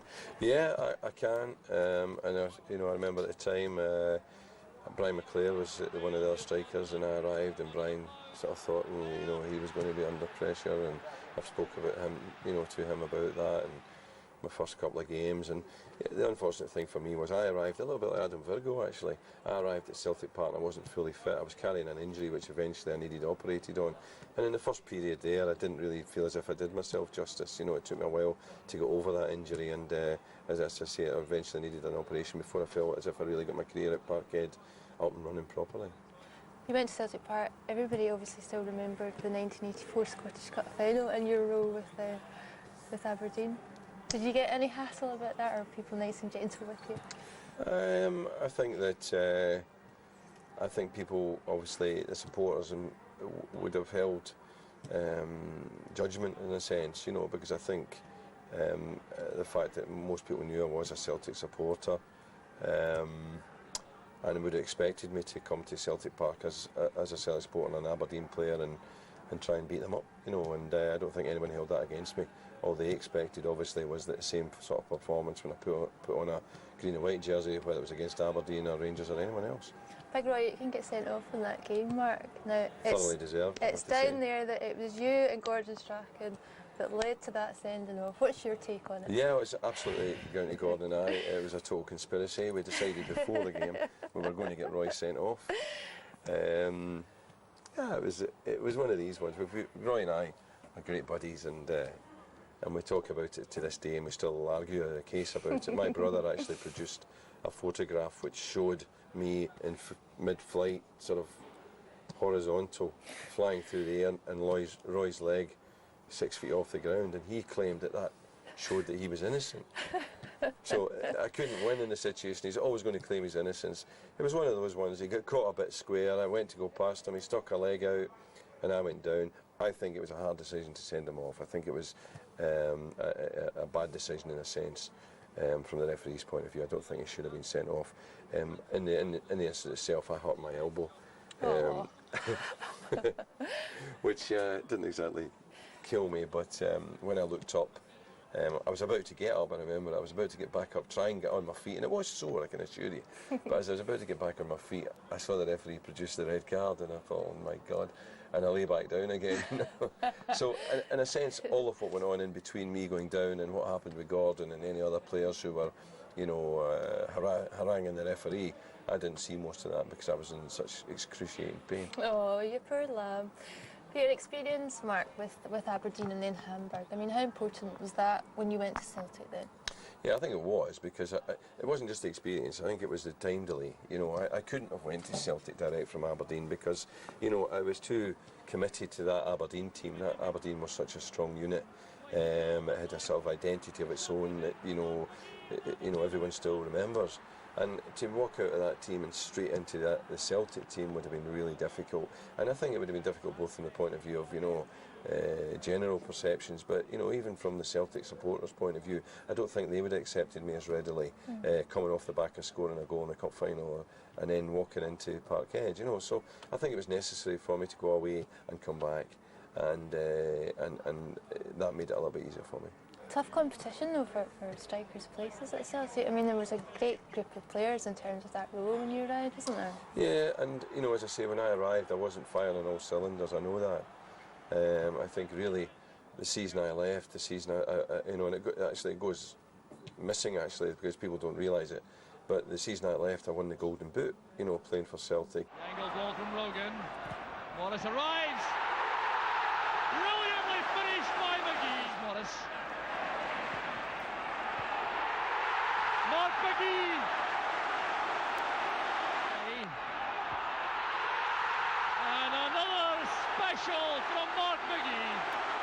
That was probably my best season, you know, when the season I left. I didn't particularly want to leave, but, you know, Big Billy had decided that he wanted to bring in some younger blood, and I could live with that. You know, I was 32, but, you know, I had been top goal scorer, so it was a little bit of disappointment, but it was also softened a little bit because, you know, I have a great love for Newcastle, and to go there again was special as well. It's a great period for you to be there. I mean, everything went wrong a little bit shortly after that, Yeah. but you were there just at the right time. I mean, Yeah. 86, for example, Yeah. brilliant season. Yeah, well, I mean, and the centenary year and being there for the centenary year was special. It was a great year. There was a lot going on, sort of periphery sort of activities around the club, and to be a part of that season was special for me. The success we had, obviously the team we had, players that, you know, I played against so much, you know, became a good team again, which was pleasing, because I would have hated to have went to Celtic, you know, after Aberdeen and not been able to produce some of the stuff that, you know, that I was able to do against Celtic, you know, for Aberdeen.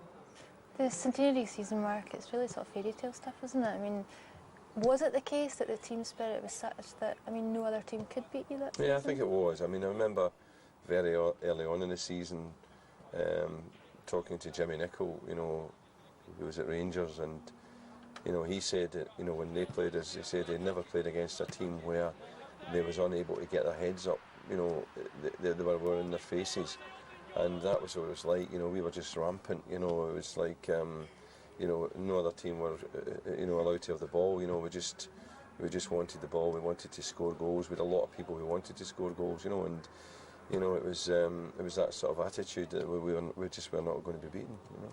Were you all really close, like off the pitch as well? Was it a real unit? Yeah, I think, you know, they were a social crowd, you know, the players that were there at that time. I think that they were a unit. I think that, you know, as many teams do, you know, they're good teams, and it's born out of confidence on the field as well, as a kind of social kind of integration. I mean, what comes first, the chicken or the egg? You're successful, therefore you're a good unit, or you're a good unit, therefore you're successful. A bit of each, you know. We had guys that knew each other well, had worked together for a long time together, and then we had others like myself who had come in and could integrate quickly because they had experience of being at other clubs, and it had the makings of a very good unit. How important was that experience, Mark, in the Scottish Cup semi-final when you came on against Hearts and won the game for Celtic? Yeah, well, I think it was important because I had an attitude. First of all, I was peeved to be not playing that day, you know, so I had something to prove. I was disappointed not to have started, so I also had experience of playing in games that could be turned around, playing in games where really you had no right to win and could win, and therefore, you know, I was able to go into that game knowing that, you know, we could turn it around and win the game. The best example, you know, my Aberdeen days was when we played Bayern Munich and we were 1-0 and 2-1-0 and 2-1 down and 2-0 and we won 3-2 against a team who were much better than us, actually, technically a much better team. But, you know, belief, self-belief, and you know, that sort of attitude can still get you through, and, you know, that was the sort of attitude that we took into that game. What did you feel at the end of that match when you knew on the 90th minute you'd done enough to get to the final? Yeah, well, you know, for me it was important to get to finals. You know, by the end of my career I had played in 5 finals and won them all, you know, so I had a great record in cup finals, and I just felt that, you know, in that season it was double important, you know, and also, you know, without any disrespect, you know, we in a sense were expected, or not expected, but could live with losing to Rangers, you know. You know, Celtic or Rangers, you know, could win any game between the two teams, and if you lost in a semi-final against Rangers, then in some ways that would be sort of acceptable, but, you know, losing to anybody else in the cup, except in the final, was unacceptable. So, you know, there was just no choice. We had to win that game. Now on his pace, taking on Roy Aitken. There's Gallagher. It's a magnificent goal for Dundee United. And Rogan. Good play by Rogan. Equaliser by McAvenny. Frank McAvenny for Celtic. A sea of green and white. There's Stark. McAvenny.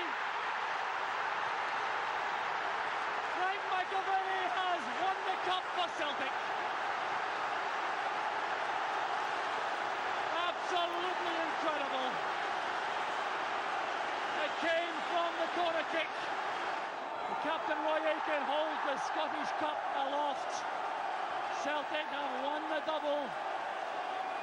It looked as though this final was going against them, but their courage and their fighting spirit has triumphed once again. Mark Mcgee. What about in terms of a European capacity, Mark? I mean, you'd obviously achieved so much at that level before you came to Celtic. Were you disappointed maybe that Celtic couldn't go back to the heights of the side I think before? so. I think that was the one disappointment of my time at Celtic, is that you know, we were regularly beaten in the early rounds by teams that I mean, I think the best team that beat us probably was, you know, Dynamo Kiev, who were a right good team at that time. But other than that, we lost to teams that really we shouldn't have been losing to.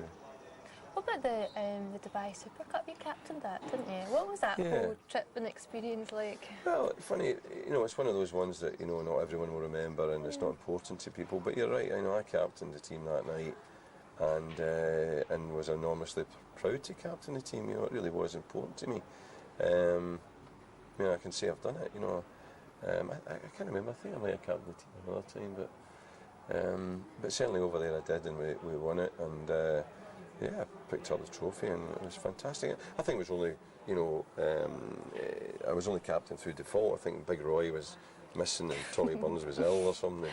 Somebody else had, you know, passed away or something. I can't remember, but I think I was like fifth in line or something. But nonetheless, I was there, and I was captain, and it was really, really important to me.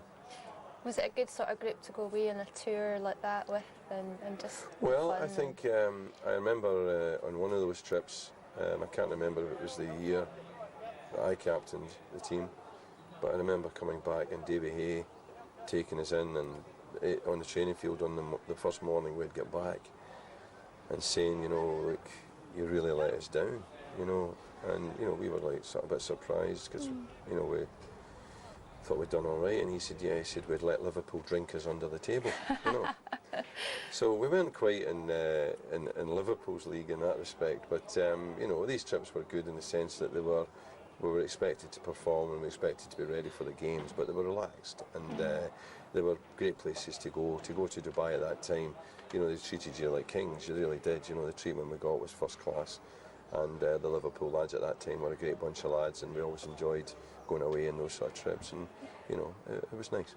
Who would have been like your sort of closest friends then out of that side? Probably Tommy and Roy, people like that. Granty, you know, who you've already been talking to. You know, they were, but you know, I think they were a group who crossed over. You know, I mean, I roomed with Brian McClare. He was, I remember he was either injured or suspended one of the years, and it was his birthday that night. And I remember him going to the bar and leaving me to prepare for the game the night before the game, and him coming back a bit worse for the because it had been his birthday, and I think he had Mick Shannon or somebody in the bar to celebrate with, you know. But I always roomed with Chalky, and but you know, the lads were, as I say, there were no cliques. You know, there was crossover between the different guys in the group who could always be found with one or the others. You said your last season, Mark, was your best season. You were scoring goals for fun that year, weren't you? Yeah, well, it was strange, and it's something that I've always remembered in my managerial career. It's something I think about regularly, and what happened was I had spent the 2 years previous to that, or certainly the year previous to that was the second year, where I had really looked after myself. I'd got myself fitter than I'd been for a couple of seasons. My injuries were cleared up.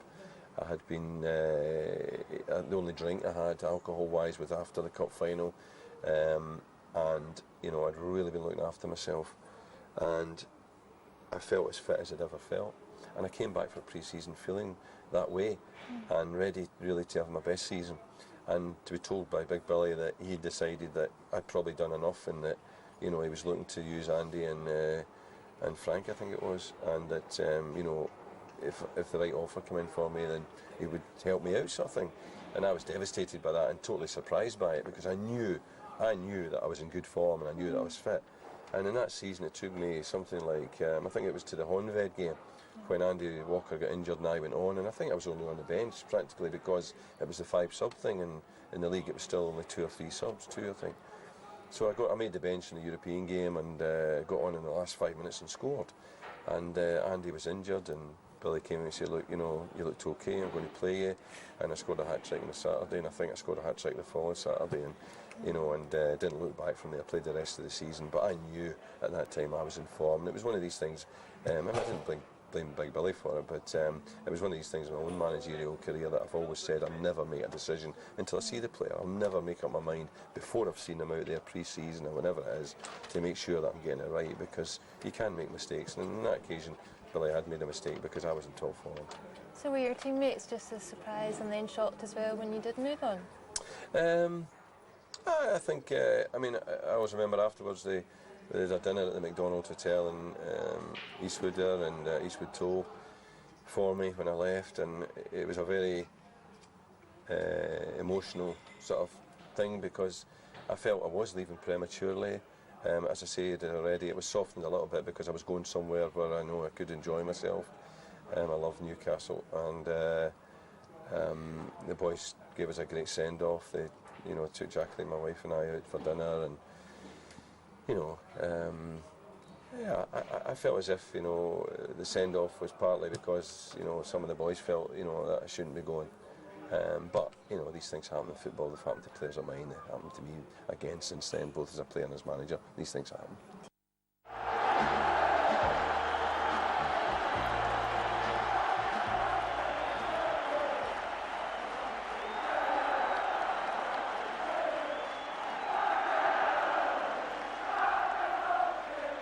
Do you have fond memories of the fans though, because obviously they did take to you? Yeah, well, I mean, I think that, you know, I had been one of them. I also knew that, you know, how fickle they could be at times. You just prayed that you weren't the one that gave me dislike, you know, because there's always one, isn't there, that's for some reason is the one. No, I think that I would suspect that, you know, Celtic fans will feel that I never ever quite reached the heights, you know, for Celtic that I had with Aberdeen against them, and I'm comfortable with that because I do feel that myself a little. The injuries I had when I came back from Hamburg really were at the root of that, but I do feel that, you know, I had a good season the season I left, you know, even the season before that I won a lot of the Player of the Year awards, so, you know, I'd started to endear myself, and by the time I left I hope, you know, I had sort of, you know, recovered some of my reputation that I felt as if I had, you know, not done as well in the first sort of season or so there.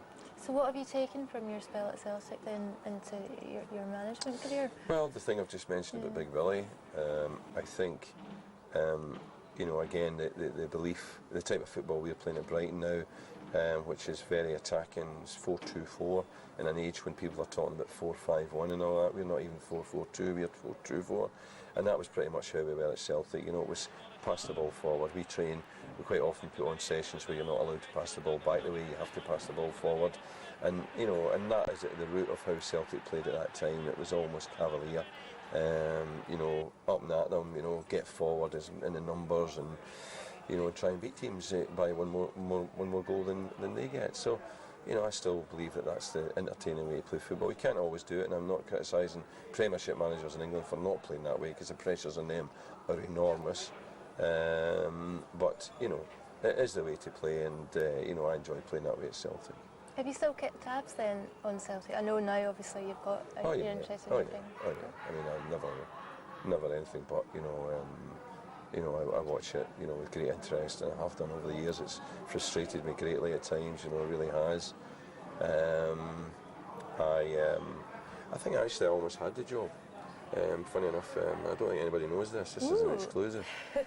But I remember getting a phone call from Alec Ferguson during the World Cup in the States, just prior to Tommy being appointed.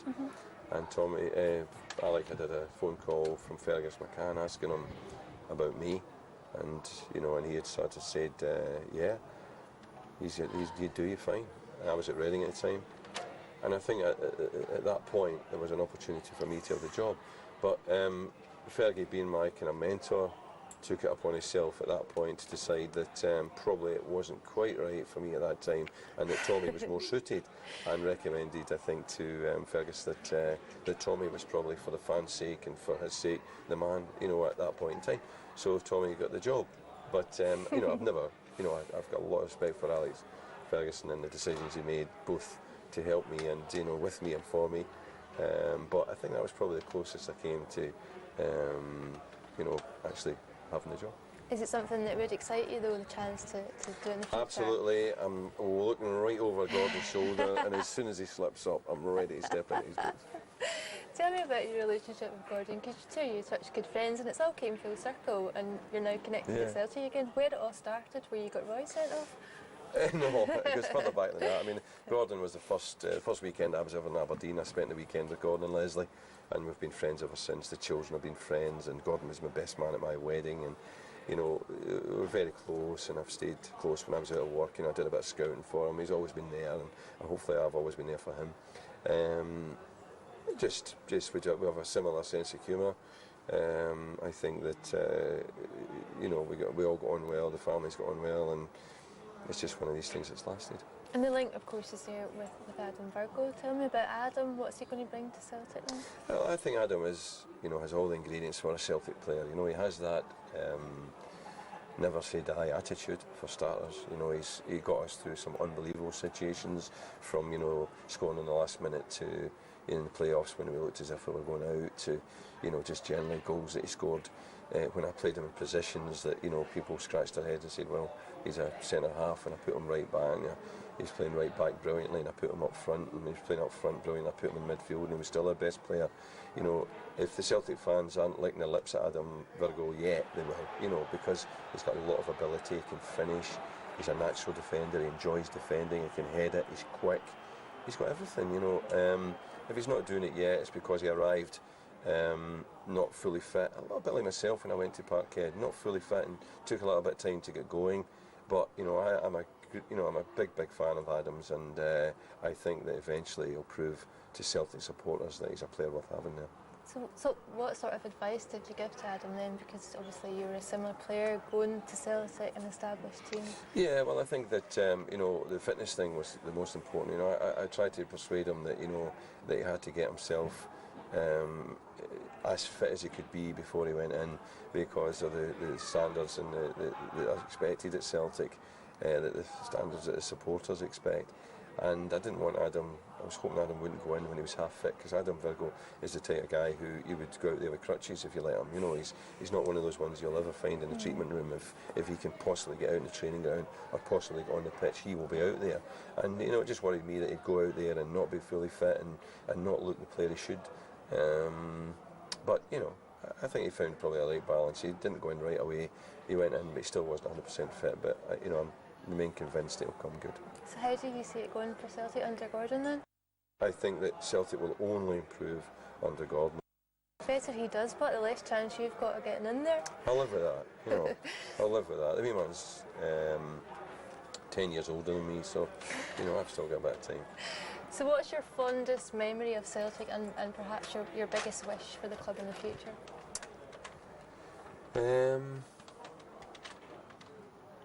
Oh, I think the cup finals. You know, I mean, I love playing in cup finals. I say I played in 5 now, and I didn't lose any of them. You know, so the cup finals are important. I think that you know, for me as a Celtic supporter, regardless of when it was good, when it was bad, when I was there, just having been there was really important in my career. I hated to have finished my career and not have played for Celtic. You know, I think that that's important to me, that I did. And you mentioned captain, you know, all of these things were very important to me, to my dad, you know, who, you know, was a Celtic supporter, to my brothers, you know, my family. That was a great thing for me. The future, I think that Gordon will make them as competitive as anybody possibly could. Okay, thank you very much.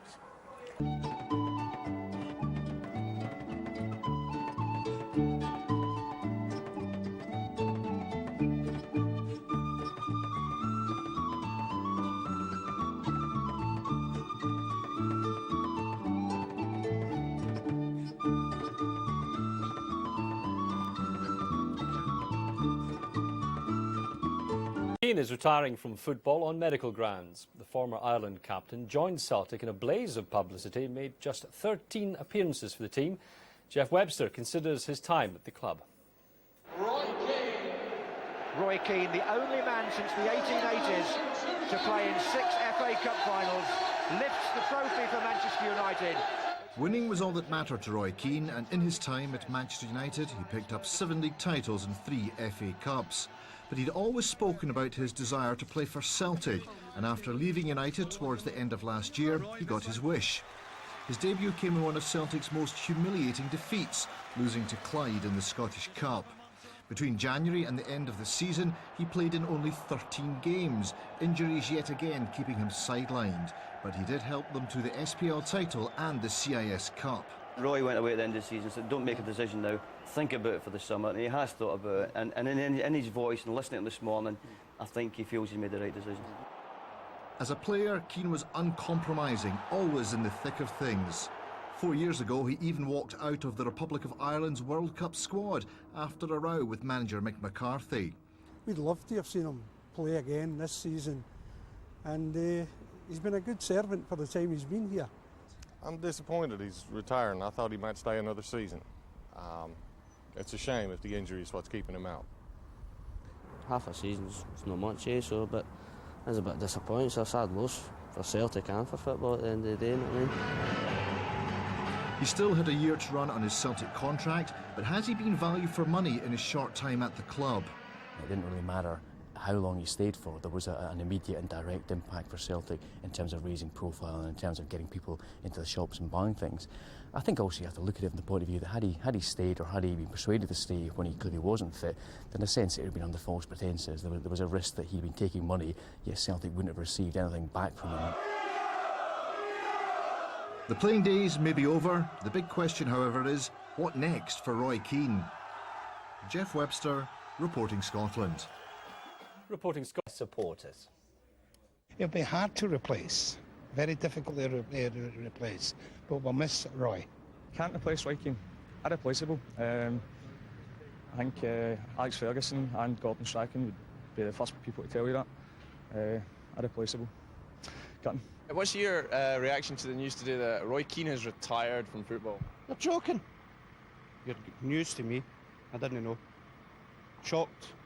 He was good in his day, but I think Celtic bought him at the wrong end of time. I mean, what's he giving us? I mean, he's gone already. There you go, money wasted. He's only been here for 6 months, so it can't be that big of a loss. It's good news for Rangers. He finished his career as a winner with Celtic. He said it had always been an ambition to play for the club, but he spent more than 12 seasons as a Manchester United player, and after last month's testimonial at Old Trafford indicated he would be considering whether to continue playing. I'm sure I'll make the right decision, you know. I'll have to speak with the manager at Celtic and the doctor there and try and make the right decision, but I'm sure I will. You know, it's no major issue. I've been very, very lucky, you know. Keane spent 3 seasons at Nottingham Forest before joining Manchester United for a then British record of £3.75 million. Forest's loss, United's gain. They won the double in his first season.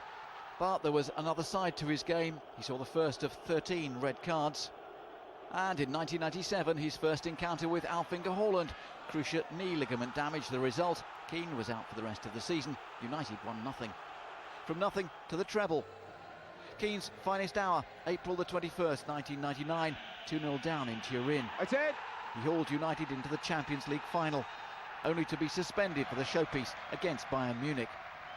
The team, though, recognised his worth. So too his fellow pros. He scored 12 goals the following season and scooped the double Player of the Year award. There were unsavoury moments, though. His feud with Patrick Vieira often reached boiling point, as did his head-to-head with referee Andy D'Urso after a penalty was given against United at Old Trafford. There was also an ugly return meeting with Haaland. He later admitted in his book he wanted to settle an old score. Keane certainly demanded to be heard. This message for the club's executive supporters. They have a few drinks and probably their prawn sandwiches, and they don't realise what's going on out in the pitch. He played more than 60 times for Ireland, captaining his country and scoring 9 goals. But he'll also be remembered for his outspoken attack in Japan in 2002. This time Mick McCarthy the target. Keane was sent home, his World Cup dream over. During his time at Old Trafford, the club won 7 Premiership titles and the FA Cup 4 times. His last game for them ended early with a fractured foot at Anfield in September last season. Out of action, but not out of the headlines. In an interview with the club's TV station, Keane was highly critical of his teammates' performances. The interview was pulled before it went to air, but it brought to an end his time at United. He made his Celtic debut in January, making a total of 13 appearances for the club, finishing the season winning the Premier League and Scottish League Cup. He'd signed an 18-month deal, but after problems with a hip injury, he says on medical advice he's calling it a day. Ian Bolton, Sky Sports. For that match, expect to see Battle of Britain headlines in your papers tomorrow. Celtic against Manchester United is also master against pupil. Sir Alex and Gordon Strachan were together at Pittodrie and Old Trafford. United were also in Scotland 3 years ago when they won at Ibrox in the Champions League. Fantastic, it's a step up, it's why I wanted to join here. I'm like the players, I joined Celtic because it's exciting. Things happen here, it's never a dull moment. You guys make sure there's never a dull moment. But that's why we come here to play at Celtic. An opinion shared by one of the biggest names in European football. They said he'd never fit on the jersey, but they were wrong. And Jan says Celtic is a step up from Dutch giants PSV Eindhoven. Yeah, for me it is. Yeah, I said it before. Celtic is a fantastic club. Everybody who knows football around the world knows Celtic, and great history, great fans. He's joined at Parkhead by the Wolves fullback Lee Naylor, and they've cost the club a total of £4 million. It does demonstrate the ambitions that are still with the club, and the ambitions not only to go out and retain a title, but to make a half-decent effort in the Champions League. And it's great credit to the board of Celtic, who have over the years taken enormous criticism, incorrectly. I want to win trophies. I've got a few spare places in my cabinet. You know, it's a massive club for me. The new boys can look forward to trips to Portugal and Denmark as Celtic try to do what they've never done before and qualify from a Champions League group. Walter Smith. I think they're the 6th and 7th sign in this close season for us, so we have strengthened. I think the board are delighted to continue to support Gordon and strengthen. I'd like to take the opportunity to thank the board, thank the chairman, thank Dermot and the rest of the board members for the support. These are 2 big investments for us, and it shows that we have faith in Celtic, we've got ambition, and we want to take the club forward. So really key appointments. Delighted we've got them. It's taken a wee bit of time, but we've got them. And I'd welcome them both and open up to questions. So it's a good day for Celtic. I played 5 years for PSV, and it's a fantastic club also. I had the intentions to go play in another country, to go and have an adventure. Then Celtic came, and directly I had a good feeling with it. And they talked with me. They contacted via my father, and directly I had a good feeling. And the club Celtic says enough. The name says enough, and for me that's it's a big plus. And you play Champions League also. You play for the Championship. You play cups. And that's I think the main reason why I'm here. They're not here just for me or the fans or Peter. They're here to help the squad we've got. And as someone was saying, a lot of younger players, I felt I just need a wee bit more experience. And I've got that with these 2. Jan's got Champions League experience. He's used to winning trophies, so that'll help. The players are excited about them being here because they need to help the players. We need a bigger squad, and we also need to put pressure on people that are already here. So that's good. So their team number 1 that we built last year was quickly put together because we lost about 13 players in the last summer, and put together a team. A couple of youngsters never been played before, and older lads we had to bring in, and Bosmans, and then we had Roy and Dion to help us. So that was team number 1. We put that together very quickly. This one is building up gradually. This team, I'm building it up for the next 3 years. It's a 3-year plan with this team, and we'll take my time getting players if it means. We have to wait again. We will wait to get the right people. They didn't need to sell Celtic at all. Speaks for itself. As soon as I knew he was interested, there's not looking in any other way. OK, Tosh. Yeah, fantastic. It's a fantastic club, and I'm very proud to wear the shirt. I was here yesterday. On Wednesday, I came here and I walked into the stadium, and it was fantastic to see. The first time, and I'm very anxious to play for 60,000 people. Now, it was reported that a fee of €5 million had been agreed between Celtic and PSV, but there seemed to be a stumbling block. Can you just tell the fans what that was? Yeah, it was some small details, because nothing big, and my father became sick, but it's now okay with him, so he couldn't come here, so it was a little bit difficult to do it over the phone, so that's why it took a little bit longer, because I talked to the club and we were very quick. We agreed, so everything is okay. And of course your father is also your agent, isn't he? Yeah, it's important for me. I can tell him everything. He's my agent, he's my manager, and I can tell him everything to him I can tell, and also some people of my family. It's important for me. Now, you were a fan's favourite at PSV. How hard was it for you to leave there? PSV is also, I think, like Celtic, a fantastic club in Holland. I played 5 years there. Had a great time. Went and became three Champions League, 3 Champions trophies.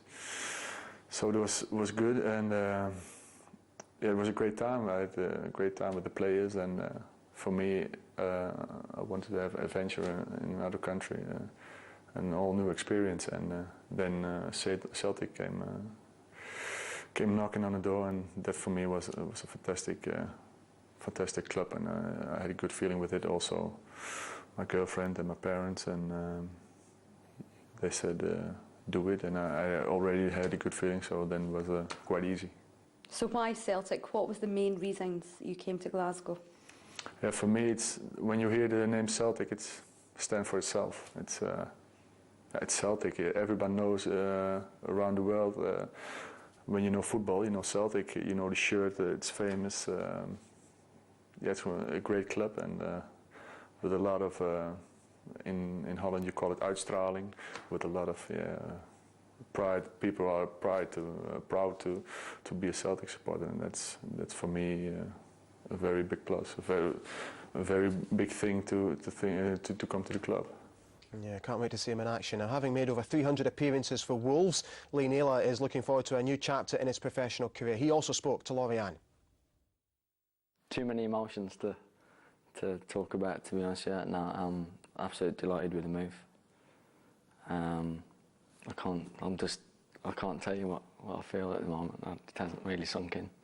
Your manager at Wolves, Mick McCarthy, he of course played for Celtic. How much did he tell you about the club? He just says, you know, it's a fantastic club. I can't really stop you from going. You know, and he was all for it, to be fair. He helped me along. How are you looking forward to hooking up with your old teammate, Kenny Miller, here at Celtic? He's already looking for me to move into a house somewhere. He's helping me along with that sort of stuff, so it's good to know someone that's already here. And you signed your deal today. Can you just tell us how long it's for? I'm here for 3 years with a year option, so hopefully 4. Why did you decide to make the move here? I needed a step in my career. I needed to step up in my career. I needed to progress, and I just felt, you know, at the time at Wolves, I was just there, you know. I weren't progressing nowhere. I weren't getting nowhere. So, you know, I had the chance from Celtic, and I jumped at it. So. Now, you were out training this morning. How did you enjoy that? Yeah, it's a good sesh. Obviously, getting to familiarise myself with the boys. Obviously, I know a few, but there's still a few. So, yep, over it. So, what's your first impressions of Celtic then? Oh yeah, it's a fantastic club. You know, people can't do enough for you around here, so absolutely delighted. How confident are you that you'll break into the first team? I'm absolutely confident in my own ability. I have no doubts about that. I mean, you know, I've played over 350 games for Wolves, so you know, I'm a confident person, to be fair. A natural left back has been needed at the club for some time now. Do you feel that'll go in your favour? Well, you know, without a doubt, you know, I'm here to play. I'm not here to sit on the bench. You know, I'm here to play football. You know, all the boys want to play football and that, and you know, hopefully I can do well for the team. What are you looking forward to most about your Celtic career? Stepping out on that pitch, playing football, seeing the crowd. I know I've heard it's amazing. I've never been here myself to watch a game, but you know, Kenny tells me it's an unbelievable feeling. I get the impression that yourself and Kenny Miller are quite good mates. Is that right? Yeah, we're close. We're close. We was close down in Wolves, so we're kind of close. And he'll help you settle in, of course, as well. Yeah, obviously, yeah. I know nothing different apart from Wolves, and I was there for 10 years. I was there since I was 14, in fact, so 12 years. So I know nothing different. I didn't go on loan anywhere. I was just straight into the first team at 17. So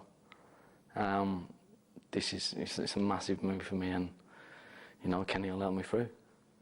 The Champions League draw takes place later today. How much does that excite you? Yeah. I mean, just the smile on my face, you know, it's madness. As I say, the emotions are just, I can't explain what's going through my head about all that. So it's exciting times for me. It's as if all your Christmases have come at once. Yeah, you're not wrong. You know, it's a dream come true playing there in Celtic, for Celtic, and for the teams that can come here and play out on there. And for me to be playing against this, you know, it just puts a smile on my face. Isn't it great to see a new player so excited to be here at the club? Well, Celtic will have Jan Vennegoor of Hessalink and Lee Naylor available for their Champions League campaign. The Holland international striker has cost £3.3 million from PSV Eindhoven and signed a 3-year contract. Naylor has cost around £600,000 and Charlie Mulgrew has moved to Wolves as part of the deal. They're here to help the squad we've got. And as someone was saying, a lot of younger players, I felt I just need a wee bit more experience. I've got that with these two. Jan's got Champions League experience. He's used to winning trophies, so that'll help. The players are excited about them being here because they need to help the players. We need a bigger squad, and we also need to put pressure on people that are already here. It's a great club, and short says enough. I think it's a great club in the world. I feel good here. I'm 2 days now here, and spoke to some people within the club, and they gave me a great feeling. It's a dream come true for me, and just keep progressing in my career. And this is a massive step for me, and hopefully I'll show you what I'm about. From Celtic Park has already been put to good use. Thomas Gravesen is expected to be named a Celtic player before the sun has set. The Real Madrid midfielder spent the afternoon at Celtic Park thrashing out the details of a move from the Bernabeu to Barrowfield. He'll join Gordon Strachan's team, having done his homework. I'm pretty sure Thomas knows about the size of the club. We've spoken about Celtic before, and he's a talented player. He's got the temper for it. He's got fire in his belly, and he wants to do well every time he goes onto the pitch. Gravesen will be another big-name signing alongside Jan Vennegoor of Hessalink, who scored the winner on his debut as the SPL champions saw off Hibs at the weekend. And Aberdeen. McGee. Oh, that's a goal! McCluskey got the touch from that shot. There was a deflection.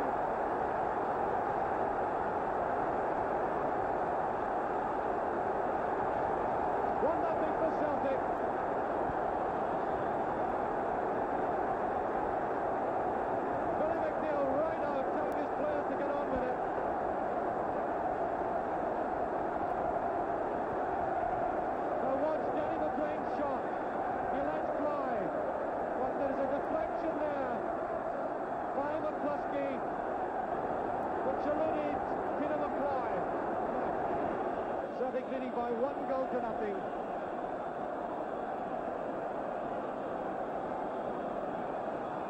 Tommy McLean with it.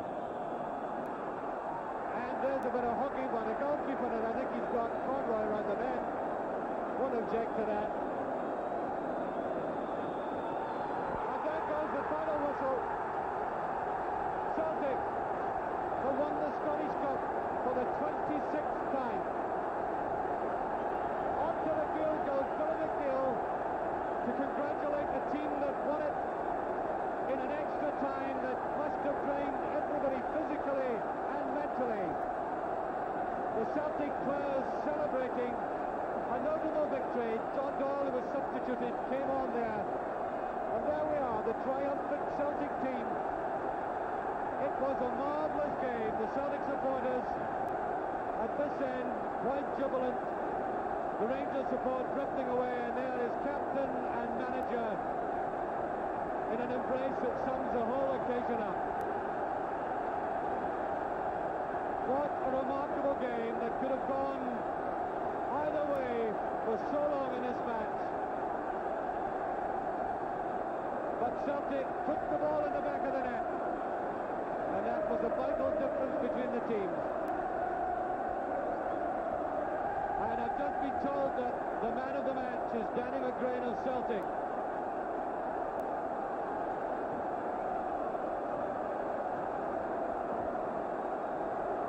These Celtic supporters, I'm sure, have found it a hard afternoon, but now it's all been worth it. Sporting handshakes there as Danny McGrain, the man of the match, goes up to get the Scottish Cup. And there's an invasion of Celtic supporters. They've come right across. They're spilling right onto the pitch. Well, there's the Scottish Cup now, waiting for the Celtic captain. And the field is now covered with supporters. The Celtic support is still coming on. And there's Danny McGrain about to get the Scottish Cup.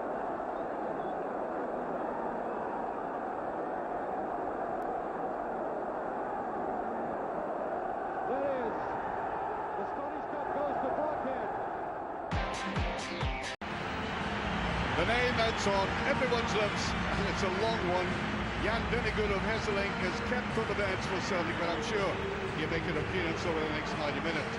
Well, the man from Wolves, Lee Naylor, is handed his debut at left back, and that's long been a problem for Celtic to solve. No Stoyan Petrov yet, which only adds to transfer speculation, although only speculation. And Stephen Pearson, scorer last week, continues to accompany Scott Brown and Kevin Thompson in midfield. There's Stephen Fletcher. What an absolute catastrophe for this youngster who played so well in Europe in the youth finals, and then, of course, was suspended for the final after doing so well and scoring goals there.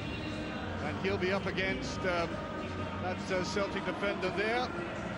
There he is, Lee Naylor. A man who was 9 years at Wolves and made 300 appearances for the club. A very experienced player indeed.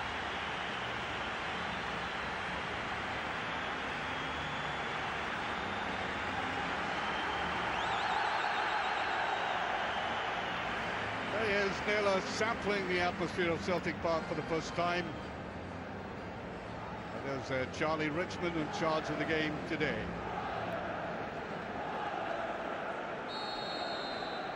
Well, you know, from our commentary position, which is very high, we can look over the back and we could see the queues before the game queuing up for Champions League. Well, there's Miller trying to go in there.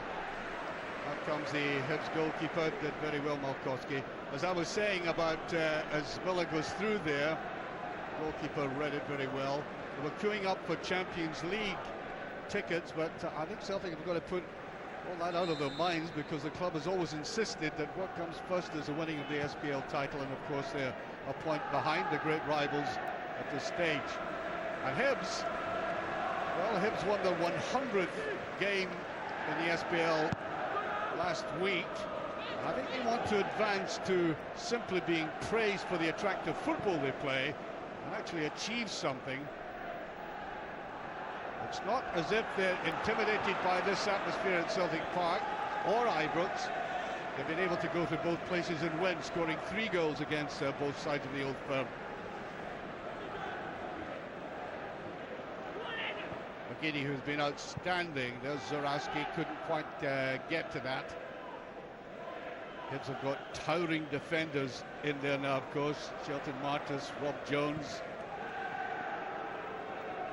Well, I think if you look back over the, as I said, emphasise the attractive football the Hibs have played, where they have been let down is in sometimes bizarre defending from the goalkeeper out to the back four.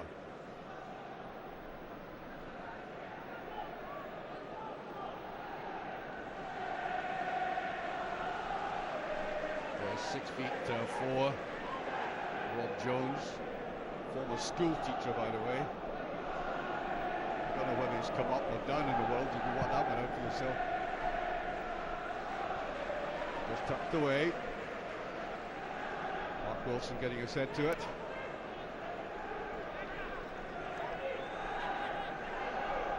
Fletcher moving around there. Zanami coming in. Is he going to shoot it? Goal he is! Brilliantly cleared off the line by McManus. That's superb defending. That ball looked in the back of the net. Look at it going in there. That's great play from a player who, by the way, when you think of it, great defensive qualities that he may have, but he's also been able to score goals. Scored 8 last season. And that, as if Celtic needed it, was a warning to how well Hibs can move the ball about up in front of goal.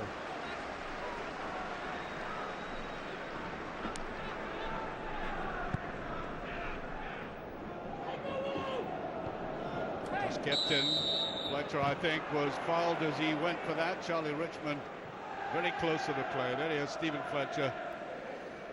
Difficult role for him because, you know, with the likes of Gary O'Connor having left the club, Derek Ryden, you know, tremendous striking capability taking out of the Hibs formula, and he has to come in there and try and make up for it in some way.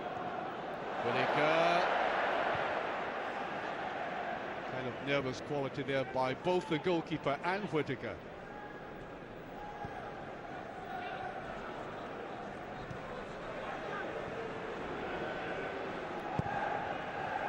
David Marshall in goal today. He came on at half-time at Inverness. And it's offside. Gary Caldwell, former Hibs player, of course, knows all the Hibs players extremely well. But of course, there are new players there, new structure, new formation. So he'll take nothing for granted.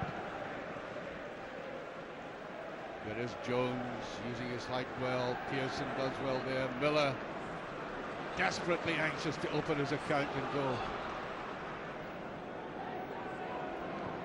Stewart comes through for the return. Well, I think Benjamin was a little bit slow in taking off after that. He didn't anticipate that that ball would be played diagonally towards a corner flag. Now Jones again, straightforwardly. Caldwell. Well, he shielded the ball well. Referee just had one look, quick look. Past that as a legitimate. Stewart almost getting it through. Here's Miller trying to use his pace. Good ball. Now, this is the man who's been causing defences trouble. Aidan Mcgee. Got a little bit too much that time. Brown missed out on that, and that's a throw.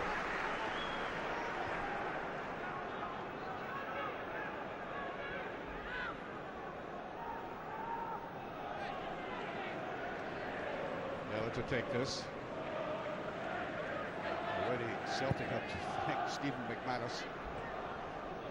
Here's Whittaker. Well, that sort of ball won't cause the Celtic defence any problems at all. If Hibs are going to make any headway in this game, it's going to be the traditional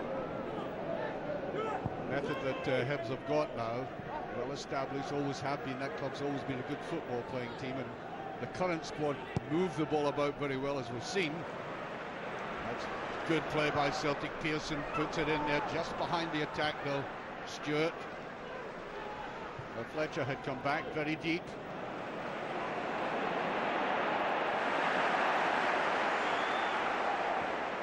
Good tackling there by Lennon. Right into Thompson. Two hard players together. Wilson. That looked like a free kick to me. Referee waves play on though. Charlie Richmond being slightly charitable at the moment with both sides. Zuraski. Mcgee. It's a decent ball in there. Nakamura claiming that there was a bit of a push on him. Might have been the slightest of one. Let's look at this as he goes in there. Jam between the two players. Nothing in that, says the referee. Vast crowd inside Celtic Park again, all anticipation of the excitement of the coming few weeks. That's a bad ball by Caldwell. Zamama going in. That's a beautiful little ball put through. That's a superb goal. Brown. Scott Brown, a typical Hibs goal. A beautiful ball played in by Zamama, and Brown from a difficult angle gave Marshall no chance. As I said, this is the kind of play, the only kind of play which will bring Hibs any success. And that Celtic defence ripped apart simply by quality football. And only 8 minutes of this game gone.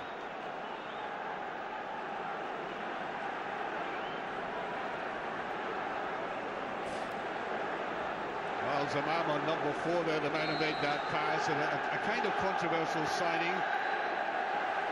His club, of course, claiming Raja Casablanca that he was still registered for them. No wonder they were reluctant to let him go.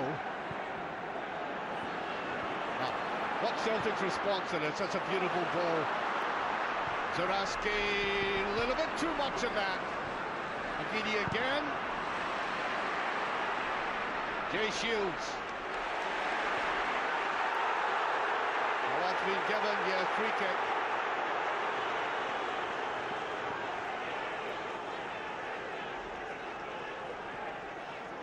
No, indeed, they haven't done that. They said that was a throw-in. Stewart. Caldwell. Yeah, just a little bit too tentative on the ball at the moment, Celtic. Just wanting somebody to cool it in midfield. Just trying to get themselves thinking. Mcgee, as they call him. Zamama.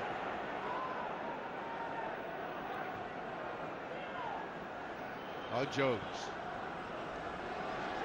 Here's the big Dutchman at the back. Shelton Martis. There's a push forward there, and that's a free kick. Actually, Mcgee did very well having to come back there because Kevin Thompson was on his way. He was motoring, and he could see the gap in that Celtic defence.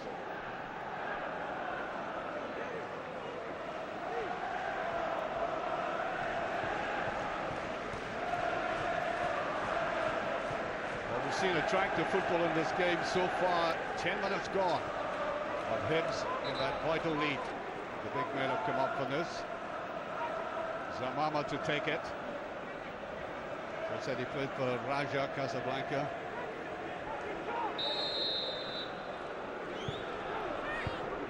Trying to get that forward. Pearson was defending. Caldwell. So if we put it anywhere, there's Jones. Has to hurry back though. That's a very good pass by the new Celtic signing. Mcgee. Zuraski. Pearson. Better play by Celtic, opening it, giving them width. Wilson. Tempting ball there at the back, Mcgee. Duraski tried to go for it. Lennon with a shot and the goalkeeper. Well, the Hibs goalkeeper, Zbigniew Malkowski, has given away some awful goals in the past and sometimes been brilliant. He is very, very temperamental, and that time seemed to take his eye off it. Nakamura was in on him like a flash. Free kick. McManus brought down. It takes a lot to bring him down.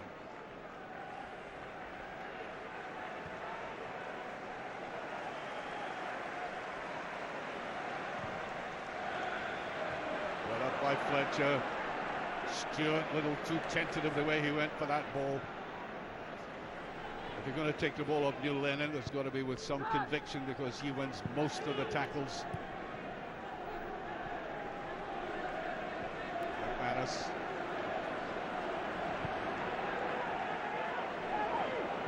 Caldwell to Wilson. Wilson getting plenty of opportunity to come down this right-hand side. That wasn't the best of balls, though. Stewart kept his nerve. Good play by Stewart. Scott Brown. All very crowded there. Pearson seemed to take his eye off it. Benji with it.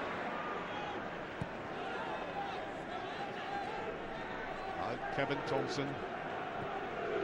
Here's Stewart. Whittaker at the back. Zamama has come back very, very deep. Ball still in play, but the big fellow at the back there, Shelton Martin, seemed to get in a little bit of a fank, a long-legged player. It's a little bit uncertain. Nakamura with it. Celtic supporters were shouting a warning as Fletcher came up for that.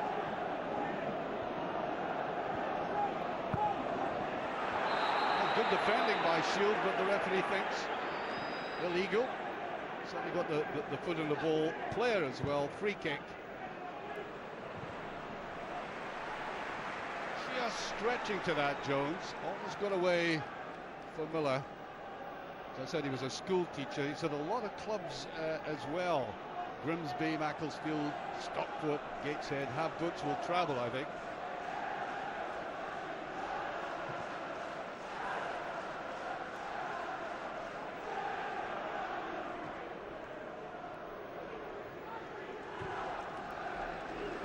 It's a decent ball. Whittaker just got hold of that. Nakamura just taken away by Whittaker again. Here's Mcgee, always a source of problem for any defence. He wanted that played back to him, and he gets it. Whittaker, Hibs just defending that, and Celtic much more productive in the way they're moving the ball about, especially through Mcgee.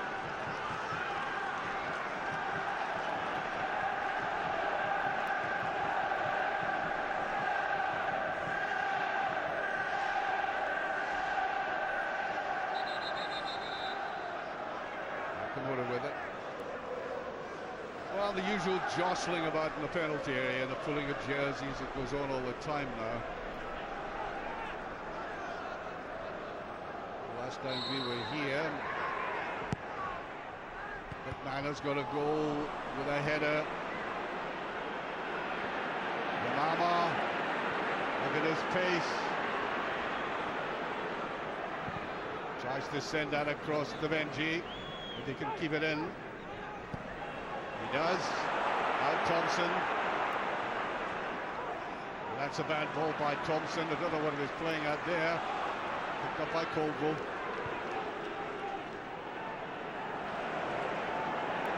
Whittaker. Just beyond Brown. Now Mcgee, given plenty of room. He's seen a lot of the ball so far. Tackling just a little bit too much. He's lacking support, I think. Can't take it all himself.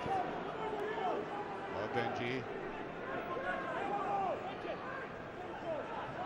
Fletcher. Scott Brown, who's pushing through the middle.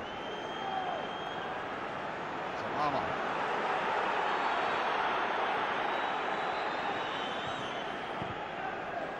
Good play by Hibs, opening that ball out. There's a lovely little flick inside towards Brown, but well taken.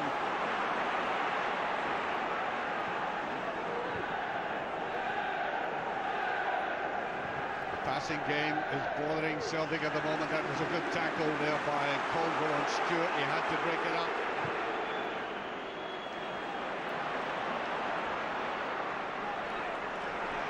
Whittaker is there, Zaraski with him. Neat little ball inside. Goalkeeper should get to that. I think he could have got that with his hands. Yeah, Martis is having words with him about that. What's the ball played in here? He touches it forward. Goalkeeper had plenty of time to get down in that. So, Lennon. Mcgee. McManus. Well, that's a decent ball in towards Miller. And Nakamura. Not seen him all that much in the game so far as Caldwell started to come forward.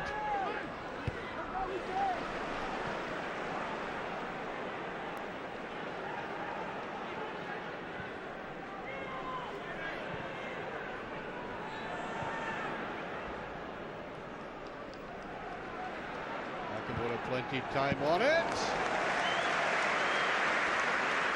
No wonder he's clutching that eagerly, because again it was the slightest indication of a fumble. I think Nakamura trying to surprise him, but a sudden quick shot. Well played by Naylor there, kept his eye on it well. That's a heavy fall, by the way. And it's a free kick.